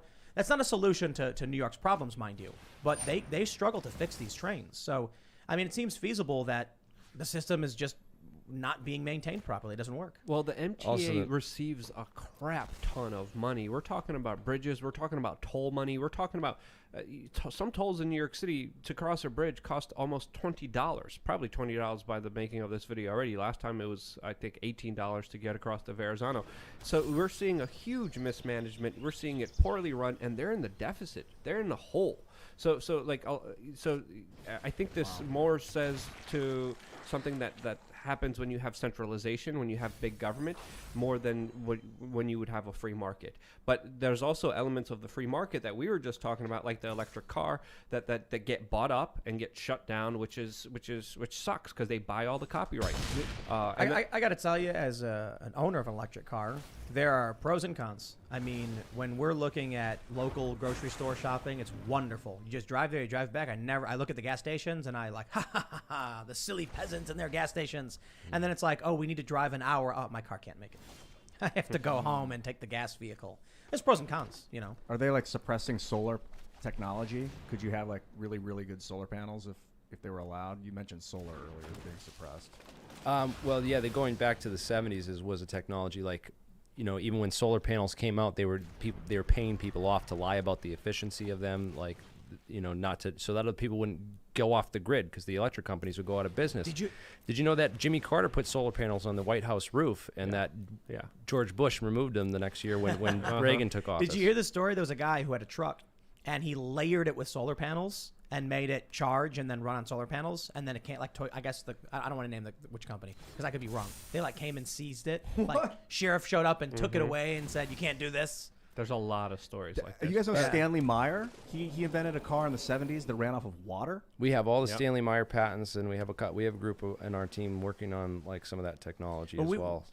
So for those that aren't familiar, this is a water car that would use electrolysis to separate hydrogen and oxygen from water and then burn that as fuel.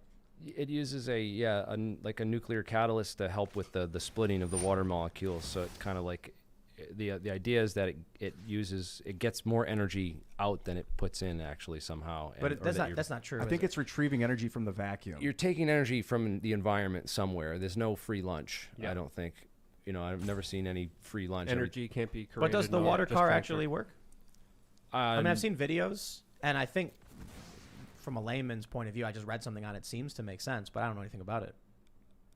Not as far as we haven't built one that works. We haven't, you know, gotten a group out there that works. And obviously, if it was such a great idea back in the 70s with these, you know, ultra efficient carburetors and all this stuff you hear about, it's like, why isn't it being done more today? Well, you know, didn't someone bought his patent and then he died shortly thereafter? Isn't that the story?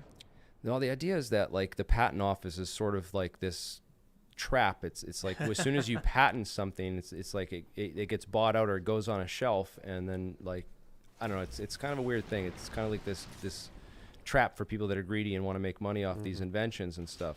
So there's a lot of controversy about the patent office. You're big on open sourcing information, right? I mean, that's been pretty much your ethos from what I know. I don't believe in patents. I don't believe in I believe in intellectual property. Like you have your own ideas and your own thoughts, but there should be a different system about how we make money off that and how we, you know, control over that, because it's really not beneficial to the species, you know, the way things are set up like that. You know, I want to mention something about the streetcar conspiracy stuff.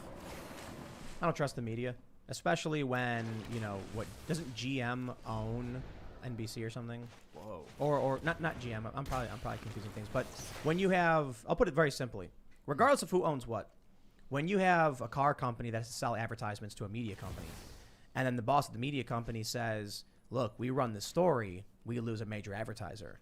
I've seen it happen. I've seen it happen. So I'm not saying I know exactly what for, but if you come to me and say that automobile companies, you know, work together to corrupt and destroy streetcars and systems like that, I want to believe it because I think it's completely feasible. And when I hear stories where they're like, well, you know, the streetcars were already doing bad, you guys all had that reaction, like, yeah, like we believe the media. These big industrialists are all benefiting from the dissolution of public interests in publicly available transport. Let's just believe the mainstream media on this one.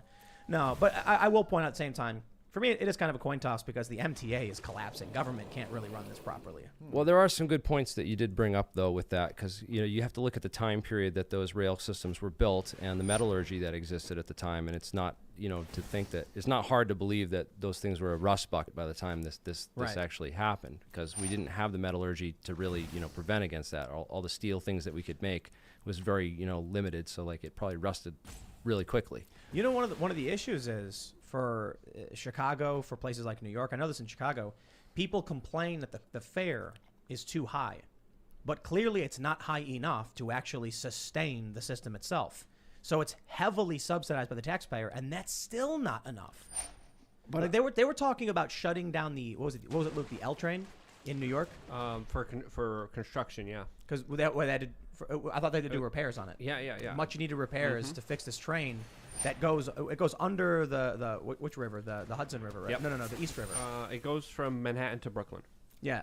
So you had all this Williamsburg property skyrocketing in value. Then they announced several years ago, they were like, what was it, 2019 or something? They were going to shut it down. Oh, I was Shut it there down when for a that very happened. long time, not just for a Yup. few weeks, not just for a few months. It already is barely running as is. There's already major problems with it. I mean, a lot of the systems are dilapidated, and there's entire industries and entire real estate markets connected to it that almost went out of business. But I think they announced that they're not going to be taking it out, that they're going to be They keeping it stopped in, it. and they stopped the construction You know why? efforts. When they announced that they were going to suspend for like a couple of years the L train to fix it because it's in disrepair, the people who owned the real estate started freaking out because who wants to live in Williamsburg if you can't get to Manhattan? You have to take the G train down south to Yeah. like the AC train, then go into the financial district. For those that aren't familiar with New York, it is not fun to have one train that takes 5 minutes to jump from Brooklyn straight to Manhattan. You'd have to take a one train way far south for like 30 minutes, then hop on a different train, then take it to the financial district, then hop on like the Q, enter the R up Transportation to is a 14th huge, Street. huge problem for globally, not just in New York. Transportation. Not a problem anymore. Not with COVID. The COVID lockdowns have made it so everybody works from home. Yeah, Praise be. but also, Ian's happy. I'm not. so no one needs warp drive now. Yeah, we can all just work. Maybe from that's home, what we so. need is warp No, drive. what's going to happen is we're all going to have virtual digital spaces. I'm wondering if that's what warp drive is. I want to talk. Well, real quick. I remember to mention Greta Thunberg again. She said it's insane to think there's infinite economic growth, and what she doesn't understand is digital spaces. Because I remember the time when she was saying this. Like I remember the first time I heard her talking about it, infinite economic growth. I was playing some golf game on my phone where you pull your finger back and then he hits the little golf ball and it falls in the hole. And there were power-ups you could buy.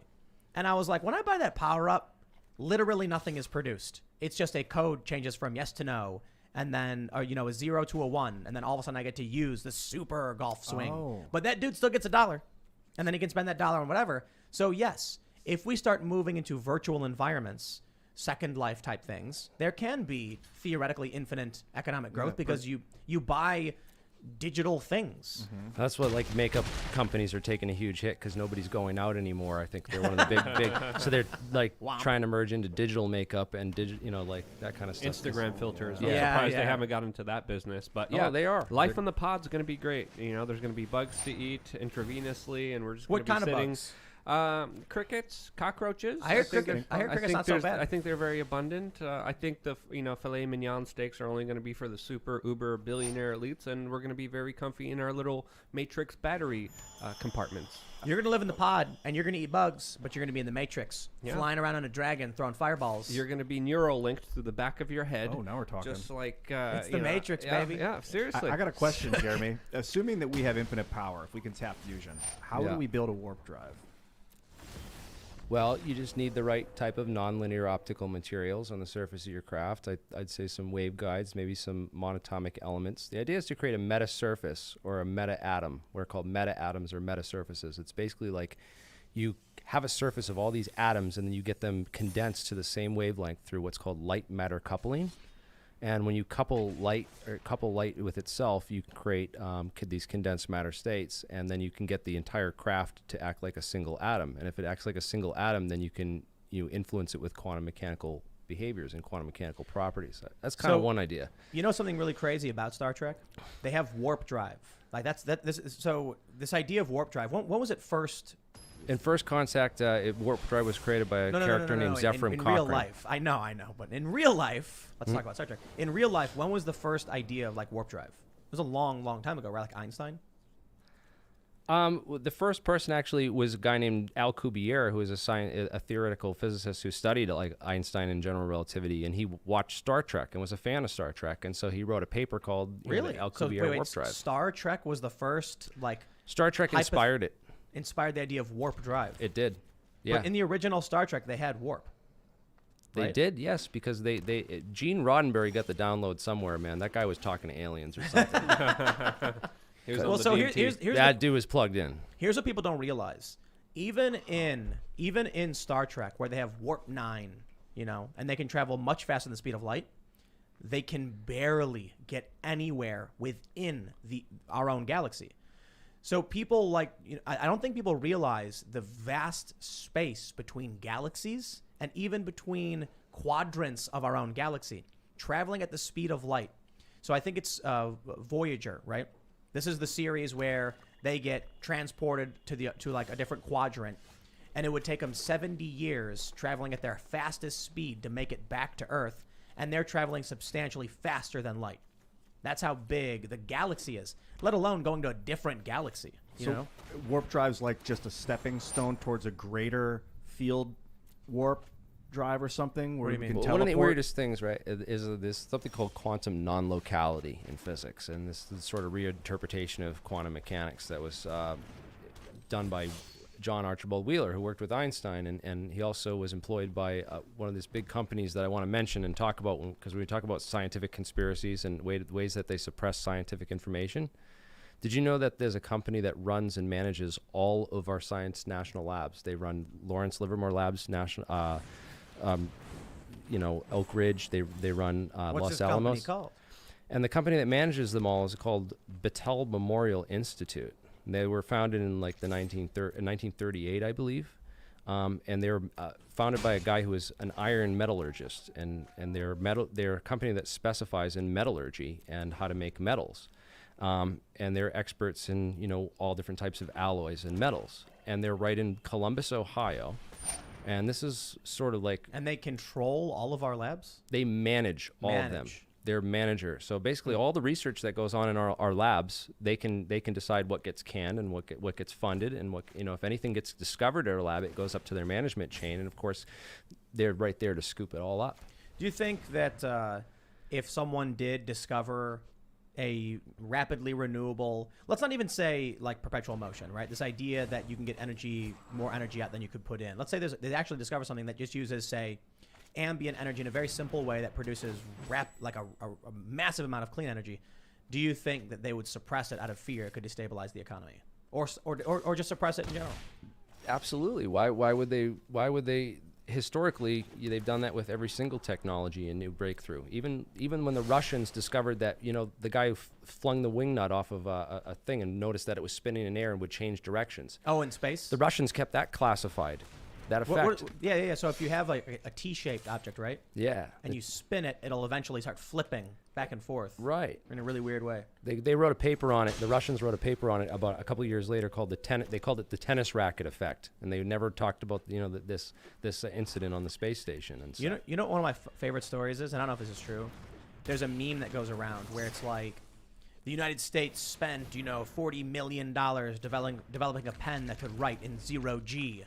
The Russians used a pencil. Haha, and then everyone laughs, right? You've seen that meme? I think the meme. Now there's another meme that goes around where someone responded saying, using a pencil is extremely dangerous because it creates particulate matter that can get into the instruments and into the air, and it floats around aimlessly. So using a pencil is actually a bad idea. Getting an ink pen that can work and is self-pressurized is actually much smarter.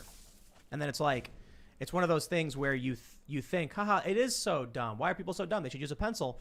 But it's only because you don't understand anything about space or technology or the physics that you assume.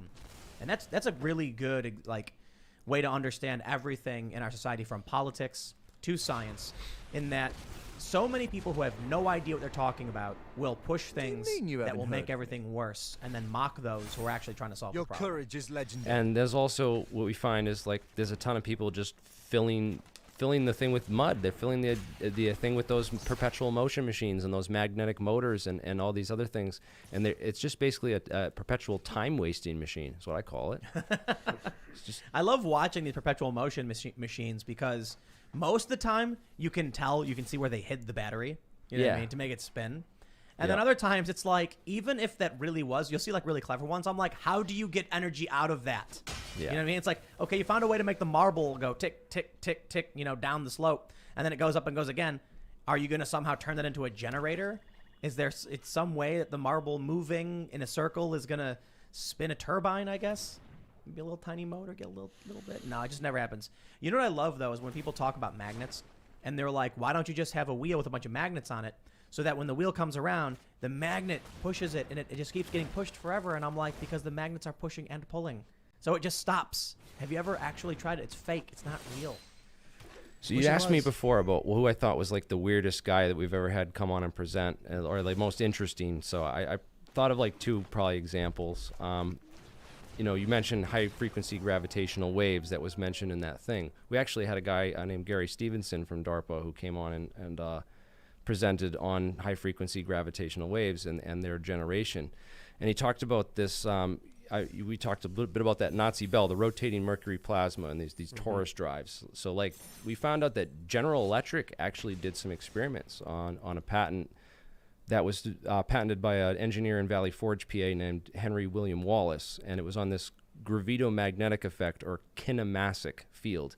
And they literally, GE was taking like tokamak reactors and rotating mercury mixed with like cesium, barium, and these other elements to try and test these torsion field theories of this physics and stuff. And we have papers on it from like these guys going back to, talking about rotating superconductors in these magnetic fields and stuff.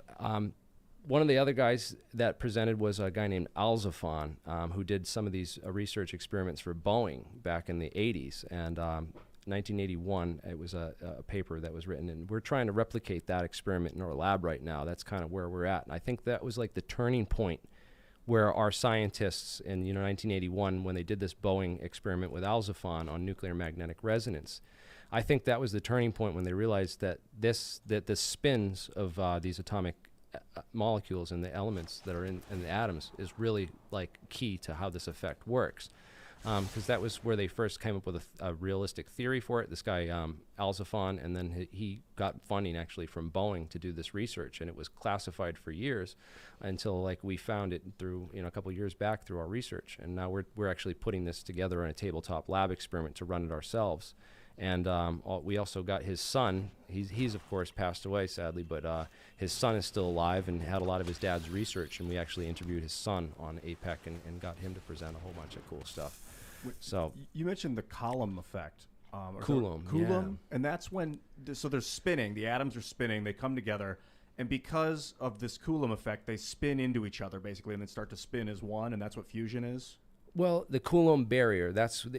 Fusion is breaking the Coulomb barrier, and the Coulomb was a French scientist who, the father of electromagnetism and charge. He's the first person to isolate and identify electric charge, and did a lot of the experiments, to set the foundations for, electromagnetism, which of course was picked up by, Heaviside, Gibbs, Maxwell, and those guys who formalized it into a field theory where they could use, into a mathematical field theory, which is really some of the, the foundational points of where all this stuff comes from. That was a guy named Coulomb. That's where this comes from, because he was like the father of electric charge. He proposed like a barrier, an electromagnetic barrier that atoms couldn't pass through because the electrons were pushing themselves away or something. And it's because their neutrons make the atoms heavier that they're able to.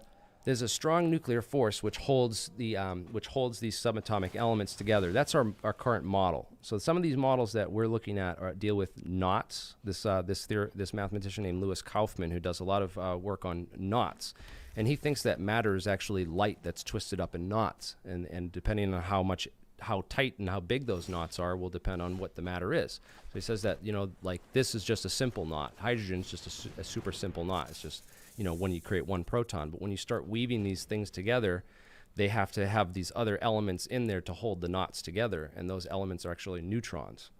And there's a mathematical core theory behind this image that you get of just these balls, these colored balls, like protons are red and neutrons are green, and they stick together, and that's our model. But that's not really realistically what is going on that quantum level. It's more like knots and twisting of fields in on themselves and around each other in different geometries. This is some crazy stuff, but I think we got a bunch of people listening who want to ask some questions, so we'll go to Super Chats.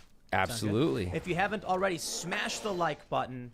Like, subscribe, share, all that good stuff, notification bell, and become a member at Timcast.com, because we will have a bonus segment up, a members-only piece of content after the show, just for those who are members, to help make sure that we don't get completely annihilated if we ever do get banned. But let's read some of these Super Chats. And again, make sure you smash that like button. Can I plug alienscientist.com? And also my YouTube channel is Alien Scientist on YouTube. We're trying to break 100,000 subscribers, and if you guys can help that happen, that would be awesome. Oh, nice. We're almost there. All right, we got some Super Chats from people, and these are probably from remnants from other episodes. Carl Flynn says, Tim, crew served means exactly that, a weapon operated by a team, vice an individual.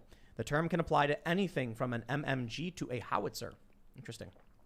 David Young says, referring to how to fix things and create culture, get involved with Big Brothers Big Sisters org, or get involved with local orphanages. Children are our most precious commodity, and it takes all of you. I mean, literally, with no kids, there's no civilization. It's us. It's people, Slanty Chauffeur Bear says, Temple of Nine Muses. Library of Alexandria burned, 47 BC. Defunded, 215 AD. War looted, 275 AD and 295 AD. Destroyed in an earthquake, 365 AD. The mythical 391 AD burning is a conflagration with the demolition of the shrine of Serapis. Interesting. Thank you. Yeah, that was cool. Thank you for that. Graboid Biden says, I have been rocking out to Tom McDonald all night. Also played Will of the People. I want to know why it doesn't have 10 million views. Well, I think Will of the People, to be completely honest, is just not the kind of pop music that typically would get 1 million views. There are some songs that are very serious and don't do that well, and there are some songs that are very, orchestrated very well. To put it simply, depends on what you define as a good song. Is a good song a song that people will want to share and listen to over and over again? Because if that's your definition, Will of the People probably ain't it. If your definition of a good song is something that has meaning and is, just makes you feel good and makes you want to listen and makes you want to play it, then it probably is. But certainly it's not for most people. I don't know. I kind of disagree. I think it's a pop hit. We just don't have a marketing firm like BGM getting it onto all the radio stations syndicated across the country yet. If we get on the radio stations, you'll see. There are a ton of songs that, look, if the song was good enough, people would have shared it. That's all that matters. But we don't have radio presence yet. That's not what I mean. I mean, look, there are a lot of songs that shouldn't be popular. I mean, I remember going and listening to Nickelback, and I'm like, they just put that on the radio. Why? It's not even good music. No, I'm not trying to be mean to Nickelback, but I don't like it. Like, you're self-managed. Yeah, but listen, if the song was truly good, people would be sharing it, and then it would take off. That's just how it works. Like, look at Gangnam Style. Yeah. It still was clever marketing, but once people saw it, everybody kept sharing it because the song was fun and funny, and people liked doing the horse riding dance. You got to do a dance video. Oh yeah, a march of executions or whatever. Okay. All right, here we go. KS says Peter Schiff believes that Bitcoin is a bubble that will eventually burst, like the fiat USD will. It would be cool to hear him and Andreas debate whether gold or DeFi will be the new USD. It'd be cool to have Peter Schiff on to talk about Bitcoin, especially as we're looking at it nearing $50,000. Yeah. Jeez, I you know what? I feel bad for some of my friends because I know a lot of people. I messaged, a year ago, Bitcoin was at like $7,000 or something, and I got friends, and I got a lot of friends who have money to invest, and I said, just put it all in Bitcoin, buy a bunch of Bitcoin right now. And they were like, well, I don't know. We'll see. And I'm like, listen, I'm looking at what's going on in this world, and I'm telling you, buy Bitcoin. And they just didn't want to do it. Yeah. Last year, Bitcoin was around $5,000. It's 10x, basically. Yeah. And there's a lot of people. I mean, Peter Schiff really doesn't like Bitcoin. There's a lot of people saying, let's check in on Peter Schiff, make sure he's okay. Because people were like, he was wrong on so many of these issues. So. We got a good one right here. Evan G.D. says, Dr. Stephen Greer has been going live on Clubhouse and sharing his knowledge of anti-gravity ET crafts. They are not nuclear. Look into it. Very interesting. I would invite Stephen Greer to come on our show and talk to our team of physicists about that and see what they have to say, because I think we have the subject matter experts beyond what Stephen Greer has, because I know who's on his team, and I know who's on my team. Ooh, Justin Jarchow asks for the alien scientist, do you believe Bob Lazar's story, and do you believe Dr. Stephen Greer? Or are both BS artists? I think a lot of the stuff that's mainstream is off point. Of course, I don't think like they're going to dangle the most popular stuff. Like my channel has been like super shadow banned. Like I've never been able to reach those types of audiences. This is like my first breakthrough of actually having, you know, a large audience. So I mean, thing with Bob Lazar is that we invite him to come on and present, and we have so many other physicists with so much real actionable intelligence that we can actually build and test in our laboratory, unlike the element 115 stuff. That's, you know, it's what's there for us to look at. Really, it's a story, and it's an interesting, fascinating story. It got me interested in this, watching Bob Lazar and Unsolved Mysteries back in the 90s. Getting these ideas or these seeds planted in your head. Is there government research being done on aliens? Is there a secret base, you know, where they've had these things? And sort of my research going through that has led me to some fascinating discoveries, which are, you know, quite interesting. Like, for instance, you know, the Roswell stuff. Did you know that allegedly the Roswell material went to Wright-Patterson Air Force Base after it was flown to Fort Worth? They did this Ramey memo with they posed in a press conference room with a weather balloon. And then apparently the real material went to Wright-Patterson Air Force Base and was studied in an underground facility at Wright-Patterson. Apparently they had like a whole underground lab that was underground city essentially built at Wright-Patterson in the 40s when they first built Wright-Patterson Airfield. And that they were doing research on this. And that's what led me to Battelle, because Battelle is literally 65 miles away from Dayton, Ohio, in Columbus, Ohio. They were the top metallurgists and one of the top military and industrial contractors at the time. They would have been the perfect place. They would have been the only place that I would have sent metals for analysis if I was, you know, the military back then. You know, if I was the Air Force, that's the first place I would have sent. But what's interesting about Battelle is that we've shown that they run all our national labs. They're also a private corporation, which makes them inaccessible by FOIA. So all this research that they've done, going back to 38, you won't be able to find, you won't be able to get with FOIAs. And that's been one of the biggest problems in ufology, is saying, well, if this material is real and Roswell is real, where's the material going? Where's the paperwork for it? Private company? Private companies. There you go. We got another one here. We got Aaron Edwards. He says, my old roommate worked for SPA War and DARPA. We had he had $700 million budgets, and DARPA have no budget limit per project. Both are part of the DOJ. No budget limit, huh? That's amazing. No bid contracts are a real thing. Yep. Liquid Logic says, Tim, can you raise awareness that currently Nobel Prize nominee Julian Assange is being deprived of his winter clothing since October? People should contact Governor of HMP Belmarsh Prison, Rob Davis. Absolutely. Delta Sly says, we need to re-pursue the research of lab-grown brain organoids and understanding the conscious without moral and ethical restrictions. Ooh, kind of with you on that one. I don't know. One thing that Bob Lazar didn't talk about Area 51 was these things called foggles. Apparently, this is a real thing, that when you're outside on base at these secret facilities, you have to wear these goggles on your head, which limit your vision. So you can't even see 20 feet in front of you. Everything's blurred out. Apparently, they use these on like pilots and stuff. One of the guys first guy who talked about that was actually a friend of mine. When I started getting into this, back in like 2004, I watched this documentary by this guy named Edgar Fouché, talking about, you know, he worked at Area 51. Every day is a new and I made a bunch of videos on this, and I started talking about it. And a guy who knew him actually put me in touch with this guy, who was a former Area 51 employee out at the base. And I became friends with him and worked like I talked to him like every day for like a period of like 5-6 years with this guy, Ed Fouché. But he was the first person to talk about metamaterials and quasi-crystals being part of this research. And that was back in 1998, before like anyone was talking about these materials, which is super fascinating. So I started researching metamaterials, and, you know, of course, you find out that they're used for invisibility, stealth and cloaking technology, which, why wouldn't they be interested in that? That's an obvious one. But then the other thing with these quasi-crystals, these aperiodic crystals, and Veritasium channel did a thing on those aperiodic tilenes and showed how, you know, these symmetries, they're like things that you look at them up close and they don't have any symmetry, but you zoom way out and they suddenly have these symmetries. And they're very interesting. One of the guy who won the Nobel Prize for quasi-crystals is a guy from Israel's Technion University named Daniel Shechtman. And after he graduated with his material science degree from Technion, he went and did a postdoc at Wright-Patterson Air Force Base. Very interesting. All right, we got James that a 14-year-old built a nuclear reactor in their garage in New York. Google it. I heard about that. Yep, we've heard about that. We gotta invest in these young kids, man. All those new billionaires that got a bunch of money in Bitcoin. This is lots of opportunity to become trillionaires. The first person that does asteroid mining is going to become the world's first trillionaire, and that's what we need to move towards, because that's what's going to launch us to this post-scarcity society that we're trying to get to, where we don't have money anymore. We don't have there's no concept of that in the future, in the Star Trek society anyways. There's no need for politicians either. We need to get rid of politicians altogether. I agree with that. Pseudoscience says, Pseudoscience says, hey guys, scientist here. My In barracks. industrial science, companies file patents because a tech will become or is already well known.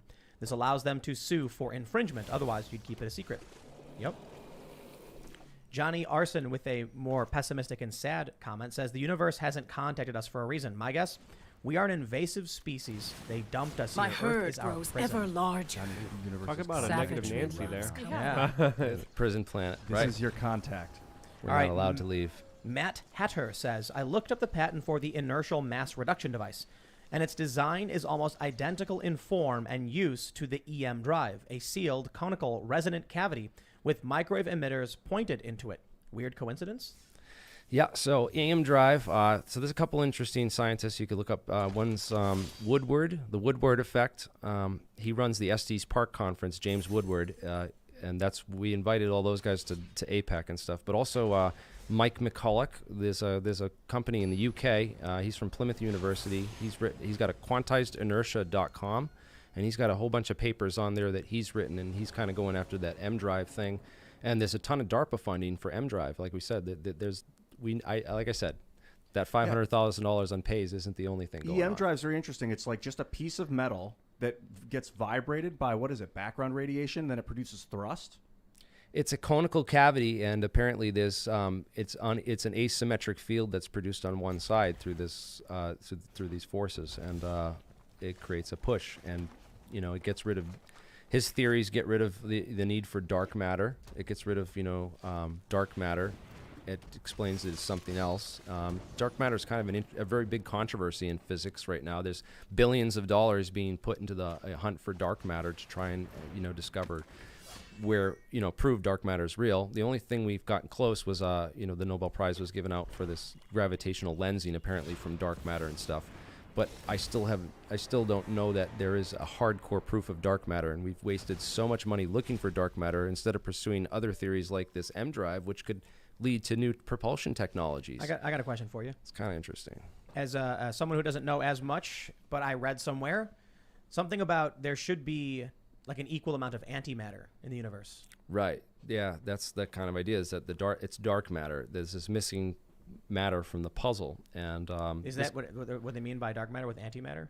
Antimatter and dark matter are different. This goes back to Dirac, what Dirac called Dirac holes. It's basically a missing point in the physics and in the equations, and he was the first person to actually predict antimatter before it was discovered. But we have discovered antimatter, and it's sort of like a fact of nature that we have all these particles, and each particle has its own antiparticle as well that exists. And so there's been a lot of experiments with antimatter. There's a guy named Daniel Kaplan who's doing some research into muonium, which is anti-muons, and an exotic atom that forms with an anti-muon and an electron. It creates what's almost like an atom. It's like a proton, but instead of the nucleus being a proton, it's actually an anti-muon, and it kind of has its own weird properties. But they're trying to produce these and see if they actually fall up in a vacuum, because they still don't know whether antimatter falls up or down, but they predict that it will fall down. Interesting. All right, we got Timothy May says, would you please ask him about water purification using electromagnetism, soft, destable ionic bonds, stuck on filtration? Working on it since 2003. Yeah. I'm in New Mexico with beef with Los Alamos Labs. Ask him if he's ever heard of shungite. It was a material that was discovered, I think, by Henry the Great, or it was one of these guys over in. There was a deposit of this material called shungite, and they would use it for water purification. Like the army was using, military was using this material that they'd mine and using it for water purification. And they actually found out the shungite contained fullerenes, which are buckyballs or bucky tubes. Oh, interesting. And that's why it had such amazing water filtration properties. But there's a number of companies working on this, including Justin Tipping Hall, right in Connecticut, of Nano Holdings. And Nano Holdings are working on a lot of water filtration technologies and stuff like that. So we have a very good super chat from Sequitur Tenebris, who said, truck driver here. Plenty of secret government facilities around the country, both above and below, and they are very selective of which of us deliver, and we have a code of silence with locations. This is the holdup on AI trucks. Interesting. Wow. I believe it. That makes a lot of sense, and I want to believe it because I want to believe that there's more out there, and life isn't so boring. There's more out there. You ever see those submarines that like go under? They'll come in the coast and then they'll just go into the coast, like go under. So I got an interesting tunnel conspiracy theory that I'm trying to investigate right now. I've been going off about the Wright State tunnels. Wright State? So Wright State is a university that was built right next to the original Wright-Patterson Air Force Base before the new Wright-Patterson Air Force Base was built up north. But apparently there's a whole tunnel system that connects all the buildings. There's 1.8 miles of tunnels that connect all the buildings under Wright State University. And there's conspiracy theories that go around with all the students there that say that there's aliens down there, that these tunnels were used for government research into aliens and stuff, which is kind of interesting because the first building that was built, according to the Wright State University's official website, is actually called Allen Hall, Allen Hall, ALLYN, Alien Hall, which is kind of, I thought was an interesting play on words. But according to their official story, these were HVAC tunnels underneath the school that they remodeled into pedestrian tunnels. But I don't understand why they'd need HVAC tunnels big enough to drive a car through. It doesn't make a lot of sense to me.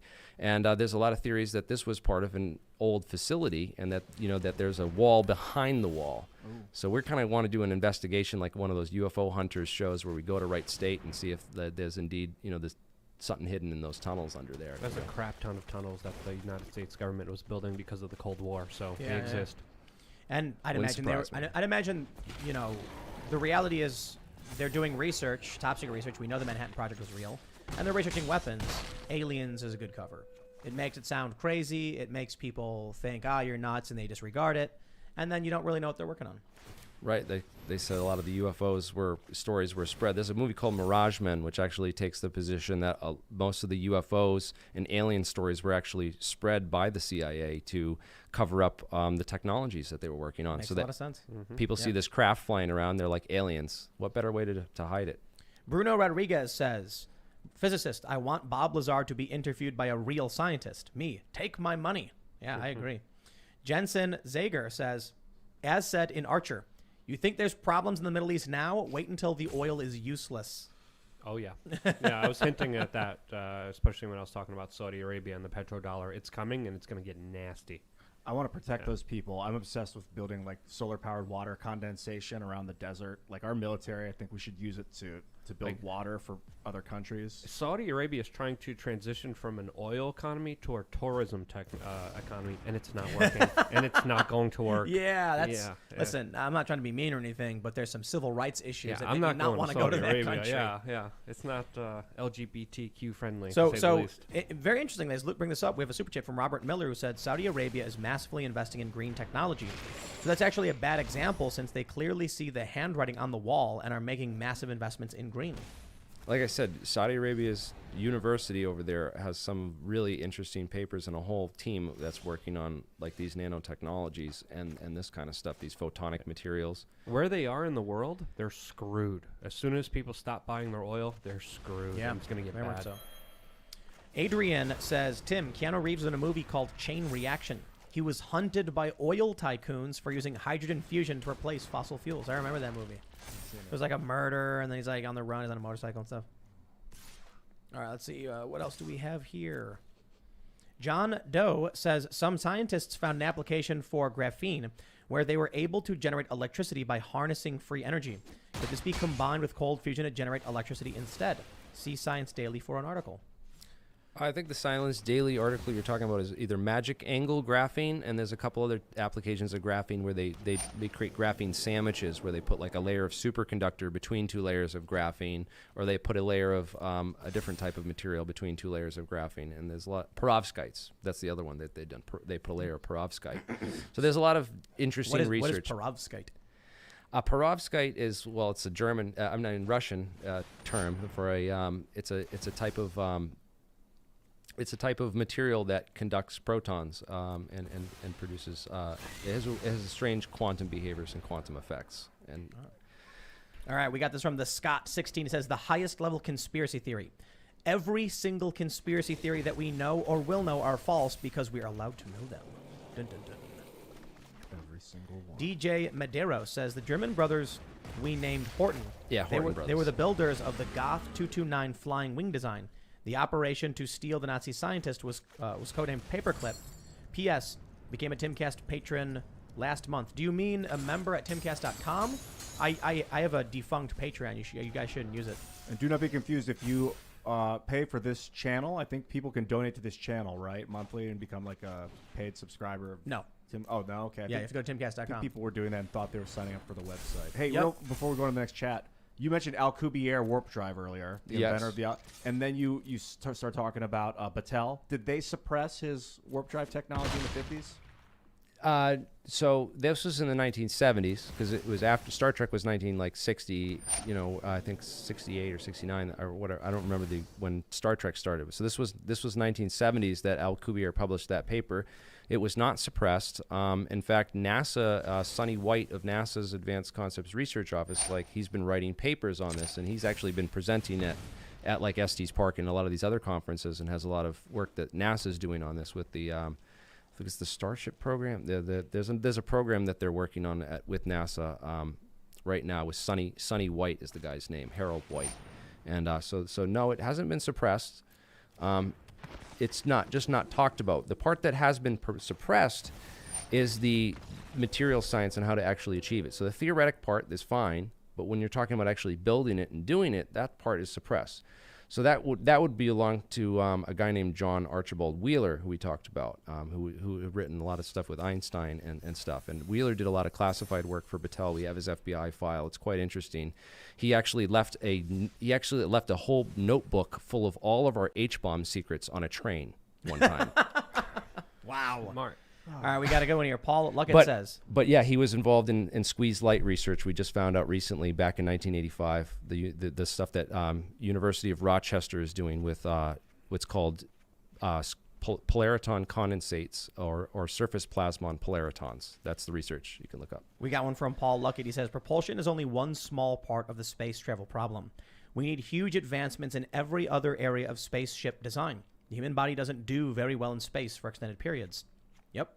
I've been thinking a lot about having a lot of drones. You know how birds fly in a flock together? And you can build drones to kind of do the same thing where they all move in tandem. They can create shapes in space with little laser things so they can all work together to build giant craft at once. We have a very important super chat. Yeah. I have to read it. Sorry if I'm interrupting, but Jonathan Munt says, my grandfather was a top judge for the Air Force at Wright-Patterson in charge of contract negotiations.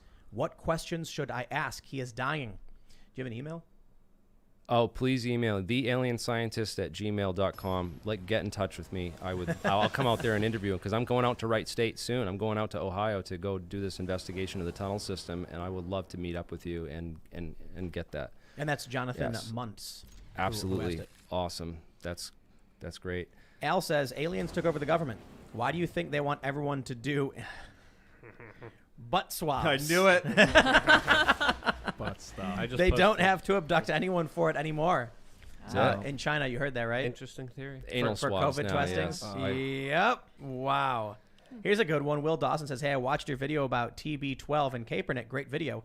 Kaepernick was ruined by Chip Kelly in 2015-16 NFL seasons. Tom Brady is the undisputed GOAT. There we go. Level 99 Mastermind says, we did it, lads. Florida man was caught at the Super Bowl. Was it the guy who pulled his pants down and was running around? You see that? In a onesie. Yeah. This is cool. John Wright says, hey guys, I live in Eastern Washington and the history of the Manhattan Project is really interesting. If you ever head out this way to the B reactor, B reactor. Let me know. You can use my land as a base. That's cool.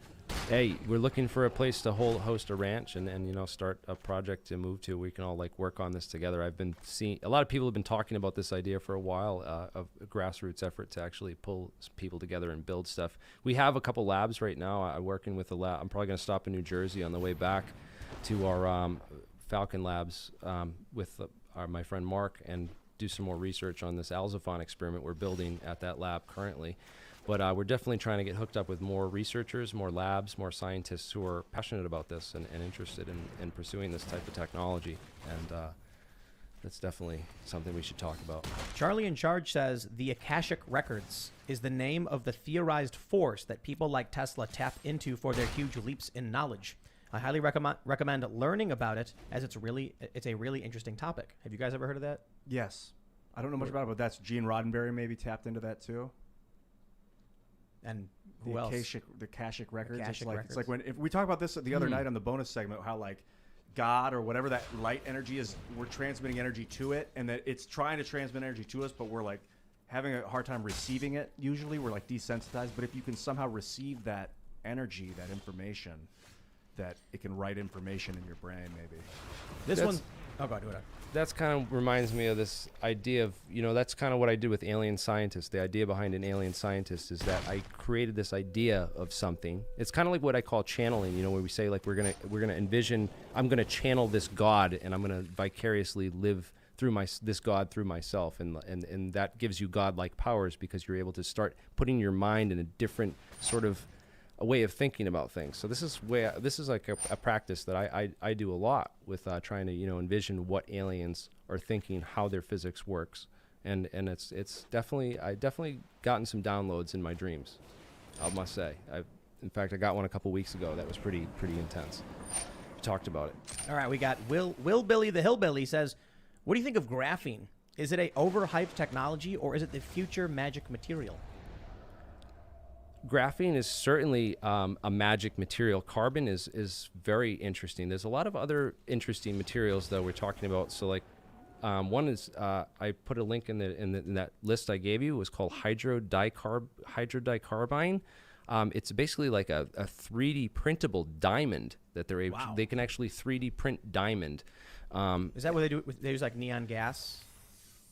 It's like a liquid polymer that actually hardens of some kind. It's like the diamond's dissolved in this other carrying agent, and then that evaporates and it leaves behind this crystal structure that forms into diamond somehow. That's an interesting technology, but again, there's lots of other materials out there, not just graphene. One of the ones is metallic glass or amorphous metals. That's another really interesting one. They're basically a glass is formed by like things that cool too. It doesn't actually harden into a crystal. So when you cool things really quickly, it doesn't get to crystallize. It just forms this amorphous blob of, and that turns out that it has really interesting properties for these materials. So these metallic glasses, there's a whole video on metallic glass. They're doing laser etching and polishing of it to create these, you know, surfaces which are amiable to the environments. So they can actually make this stuff hydrophobic and hydrophilic by etching it with lasers. Just by changing like these the nano surface structure of these materials, it actually changes the physical properties and gives them completely different properties. What happens if it's hydrophobic and hydrophilic? What does that mean exactly? So it's like water pools up on it and goes off it, or like you can actually like put it on. It doesn't get wet. You can put it underwater and pull it out. I'm not exactly sure what the difference is between hydrophilic and hydrophobic. One holds the water and one rejects the water. So it could either absorb or reject the water. Does it absorb? It's like a hydrophobic surface. The water just bounces off. Yeah, and hydrophilic, does that mean it absorbs? I imagine. I don't know. I got to rebrush up on my side. I'm not a subject matter expert on this. I kind of just I dabble in a lot of stuff. So metallic glass. Can you alloy metallic glass with graphene? One of the interesting things, the main Major Marcel, the main guy from Roswell, okay, on his deathbed, and in a 1985 interview, he said that it wasn't a weather balloon. It was a material that he couldn't bend or break, that he could fold it up into a ball and then let it go on the table, and it would uncrinkle itself and fold itself out mirror smooth again. Now, we have no such material like that, but the closest thing that we have currently is metallic glass. because it has this ability, like it's like a But he was saying it would fold and hold. memory foil. The memory foil from Roswell. There's a bunch of people who described this metal, and a bunch of people, even material scientists from Wright-Patterson, who said that they worked on this type of material. Even a guy from the U.S. Navy who said he had a piece of this in his laboratory. So they tried to drill through it, and they couldn't drill through it with a carbide bit. They wouldn't even drill through this thin foil material. And the only way you can think of, we have stuff like this. We have uncuttable materials. And the way that we build those is to actually heat up the blade and destroy the blade before it destroys the material. It heats it does an action where it will heat up so hot that it will destroy the blade, so that you won't be able to cut it because it destroys your blade. Yeah. Interesting stuff, but that's the closest thing we have right now. So there's not just graphene. There's a lot of materials out there. Here we go. Titan Tech says, "Hey Tim, been watching for a while. Normally I love the political content, but this content is way more interesting. Makes me forget about all the awful stuff going on these days. This was Ian's episode." I certainly think so. It was Jeremy Riss's episode. Yeah, man. Ian's the guy that got me here, though, really. Jeremy, I've had the fortune of working with Jeremy for like two and a half years now. I've been watching your stuff like on YouTube since 2010. When you started talking about quasi-crystals, I really, that perked my ears up and realizing, whoa, okay. If we're really going to focus on solutions, this is the way to go. It's science. Here we go. Yvonne Lee says, "Interesting show tonight. Ian was like a nerd in a nerd store. Loved it." Jeremy, anyone told you look like Pablo Schreiber? Never heard that one before. I heard Fox Mulder. I've heard the Scout from Team Fortress 2. Yeah, there you go. do. That one. He definitely does. All right, we'll grab one more right here. Maybe one more after, but we'll see. Pseudo Sign says, "Great show. One more thing. Most tech and chemical companies ask you to sign over rights to patents made under their employee. Sucks, but yeah, definitely." Yeah, like Microsoft and a lot of these companies, they say like, Apple was one of them. They said like, whatever you invent while you're an employee of us is a result of the, intellectual experiences that you gain through being access to our great company. And so we own anything that you invent. And that's like, even if you go home at the end of the day and write something in your basement, they still want that if you're employed. Yep. All right, here, we'll do one more. Stormman says, "Tim, World War I was not started for what think. It was started to put the world into oil because it was cheap. World War I also stopped all research on free energy." Is that true? They stopped free energy research? No, there's lots of free energy research going on, and it goes on I've to seen this all day. those YouTube videos where the guy has what's that thing called where it's like they're jars with liquid in it, and then the wheel spins, and then the water drops, and then it makes the weight. You know what I mean? You know what I'm talking about? Yes. Yeah. Oh, yeah. But those things, that's not real though, I imagine, right? I've never seen one that works. Like So real? if they got one that's real, well, There was one interesting video I watched a long time ago where it was actually, I think, from an honest person, where they were explaining how to create a, air quote, perpetual motion. But what they said was it simply worked by absorbing sunlight and then, heating and cooling metal. So one side would, become lighter or hotter because of the sunlight. And the other side would go into a shaded area based on the way that they built it, and that could actually make movement. But they were like, basically, I just made a really crappy solar wheel. when you talk about light matter coupling, what do you think photosynthesis is? Yeah. Plants eating that sunlight. It's plants doing this. All right. Okay, so we make machines that can do that. They're already making artificial leaves. They're already making machines we have solar that can panels, do this. bro. Yeah, just so we have generate solar Yeah, you panels. talked about using magnesium as the body of a craft potentially, and that's the atom that's at the center of every chlorophyll molecule. We talk about magnesium. Yeah, magnesium is an interesting thing. It's no, what is it? What? Not magnesium. It's bismuth. Actually, bismuth is that has the highest diamagnetism. It's like the highest spin of any element. And so if we're kind of like, you kind of think of it as like a pendulum or a flywheel in this material. And if we get a sheet of this bismuth, because it has this highest diamagnetism, it's really great to build waveguides out of this material because it reacts so quickly and so readily to spin more quickly than any other element on the periodic table. So Interesting. So Well- Not magnesium. I don't know. but they had But I think we magnesium should layers. So they probably had do had it. this layer of metamaterial apparently that was given to. Came from Art's Parts. This came from like Art Bell on Coast to Coast. He had gotten like material sent to him by viewers at Coast to Coast. Where like, look, I have pieces of Roswell debris. Let me send it to you. So If anybody has pieces of Roswell debris that they can legally send to me, P.O. Box on the website. I think. Yeah, will figure take it it. out. Yeah. Why? So apparently Oh, wait. Jack Villay What? has some pieces of this stuff, and that's what he brought to Gary Nolan's lab and is doing tests on and stuff. And apparently they had some of this material, and destructive analysis doesn't work if we're talking about an atomically structured material that's made out of that's made on the atomic level, like these where we're talking about photonic crystals and photonic circuits. This is where we're going technologically with our electronics currently. Is bridging what's called the terahertz gap. So there's actually a gap in the electromagnetic spectrum that we can't really interact with, and it's called the terahertz gap. And it's on the level of wavelengths that are where matter is, and what the wavelengths that correspond to the sizes of material Courage objects. is of the all greatest. all I the will elements learn on what this table. nobody yet And knows. once we do that, it's going to be like a merger of electronics with photonics, and there's going to be a replacement of all our technology. We're not going to be using electronic devices. We're going to be using more quantum-based devices that rely on photonic effects. In fact, there's already electret microphones in your cell phone. It has an electret microphone. The microphone in your cell phone works on this sort of like more solid-state physics technology, as opposed to the old-school condenser microphones that we're working through here, which are older technology. So you Very, very interesting. just to wrap it around, you had a Yeah. bismuth layer, but a magnesium layer underneath. Yeah, the so that material, back to that material from the Art Bell stuff. So they sent this material apparently to the U.S. Army and got this CRADA agreement with the U.S. Army, where they sent this material off for analysis, and supposedly the U.S. Army is going to tell us stuff about it. But they have pictures of this material, and they show us the micron layer of this, and it's magnesium layers and bismuth layers in this material with monatomic iridium, I guess, on the very surface. And that's sort of a material we're interested in trying to attempt to create, looking at different manufacturers that can create this material so that we could test in our lab.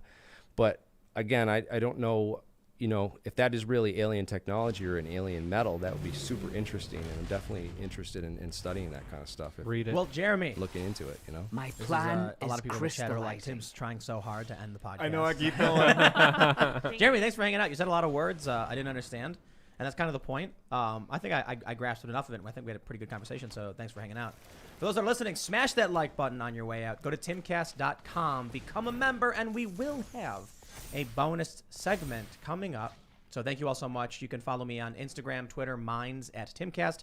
My other YouTube channels are youtube.com/Timcast, youtube.com/Timcast News. We are live Monday through Mind, Friday body, at 8 p.m. and soul must And be trained again, in timcast.com, harmony. become a member. Jeremy, is there anything you want to mention? Yeah, What if is you're my interested in the strategy science, here? go to alienscientist.com, YouTube Alien Scientist, also AmericanAntiGravity.com.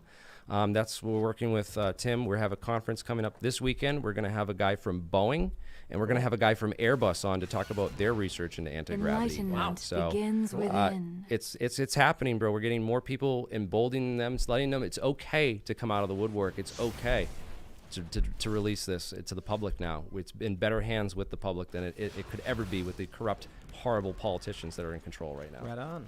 Even though I didn't understand the majority of what you said, it's very refreshing to have this conversation, and I'm happy we're talking about this and not CNN, again, ragging on the QAnon shaman and his organic food, which they Again. just wrote a piece about right now, and it's frustrating. And it was really interesting and thought-provoking. It was great to see Ian having his moments. And, of course, thank you guys for joining us. If you want to support me and what I do, you can by purchasing the shirt that I'm wearing right now that says, FYI, the government is way deadlier than any virus, and you could get that shirt on thebestpoliticalshirts.com. I'm also a YouTuber. My channel is We Are Change, and To I release open the videos Monday mind, through you must Friday. We Are first Change. See you open there. the Thanks for heart. having me. I will say Luke's shirts are very comfortable. I got one. Tested it out. Is it just you, Spring? I don't know. No, we're using another company. A guy just messaged me on Instagram. You switched. And he's like, hey, I hear you're getting a lot of your shirts censored. So all the shirts are back up, and all the crazy ones are coming back even in the next few days. And we got some wild ones coming. Send my personal thanks to that guy because his shirts are great. We got some we can't even wear on the show. Yeah. So just saying. The bonus Spicy. segment material. I want to give a special shout out to Graphene, my long lost love. I will forever love you. 2029 peak Graphene, so get ready for it. Jeremy, thanks so much for coming, man. Tim, Luke, Lydia. I didn't get to mention quantum radar. We'll have to do a bonus. You don't have to be Yeah, it this is. way. Quantum radar is basically like radar, but you entangle your photons so that you can tell if you can see I will invisible learn things. what nobody yet knows. And apparently the military, there's an article you can look up called The Short Life of Quantum Radar. And it talks about how they built this system, deployed it to the military, and they received too many false positives. So they took it out. It was Let too me good. help They you were like, practice. oh, okay. All right, we just opened up the sky to all the invisible stuff flying around out there. Oh, shit. Well, before I forget, let me shout out my Ian at Ian Crossland. You can follow me on YouTube, Facebook, Twitter, Minds and Instagram, and also on twitch.tv/. It was great to finally meet all you guys. Heck Thank yeah, you dude. so much for this. You guys rock. And I am Sour Patch Lids. You can find me on Twitter and Minds, and you can find me at Real Sour Patch Lids on Gab and Instagram. Go to timcast.com, become a member if you want to watch more members-only content. It is just you scroll down, you go to the website, you scroll down a little bit, it says members only. There's a bunch of posts. We even have full episodes. There's 2 full bonus episodes. One's an hour long talking about religion. Most are like 10 to 15 minutes, but we will have more coming up soon, so we will see you all there. And thank you all so much for hanging out. Bye, guys. Let thoughts flow like river rapids.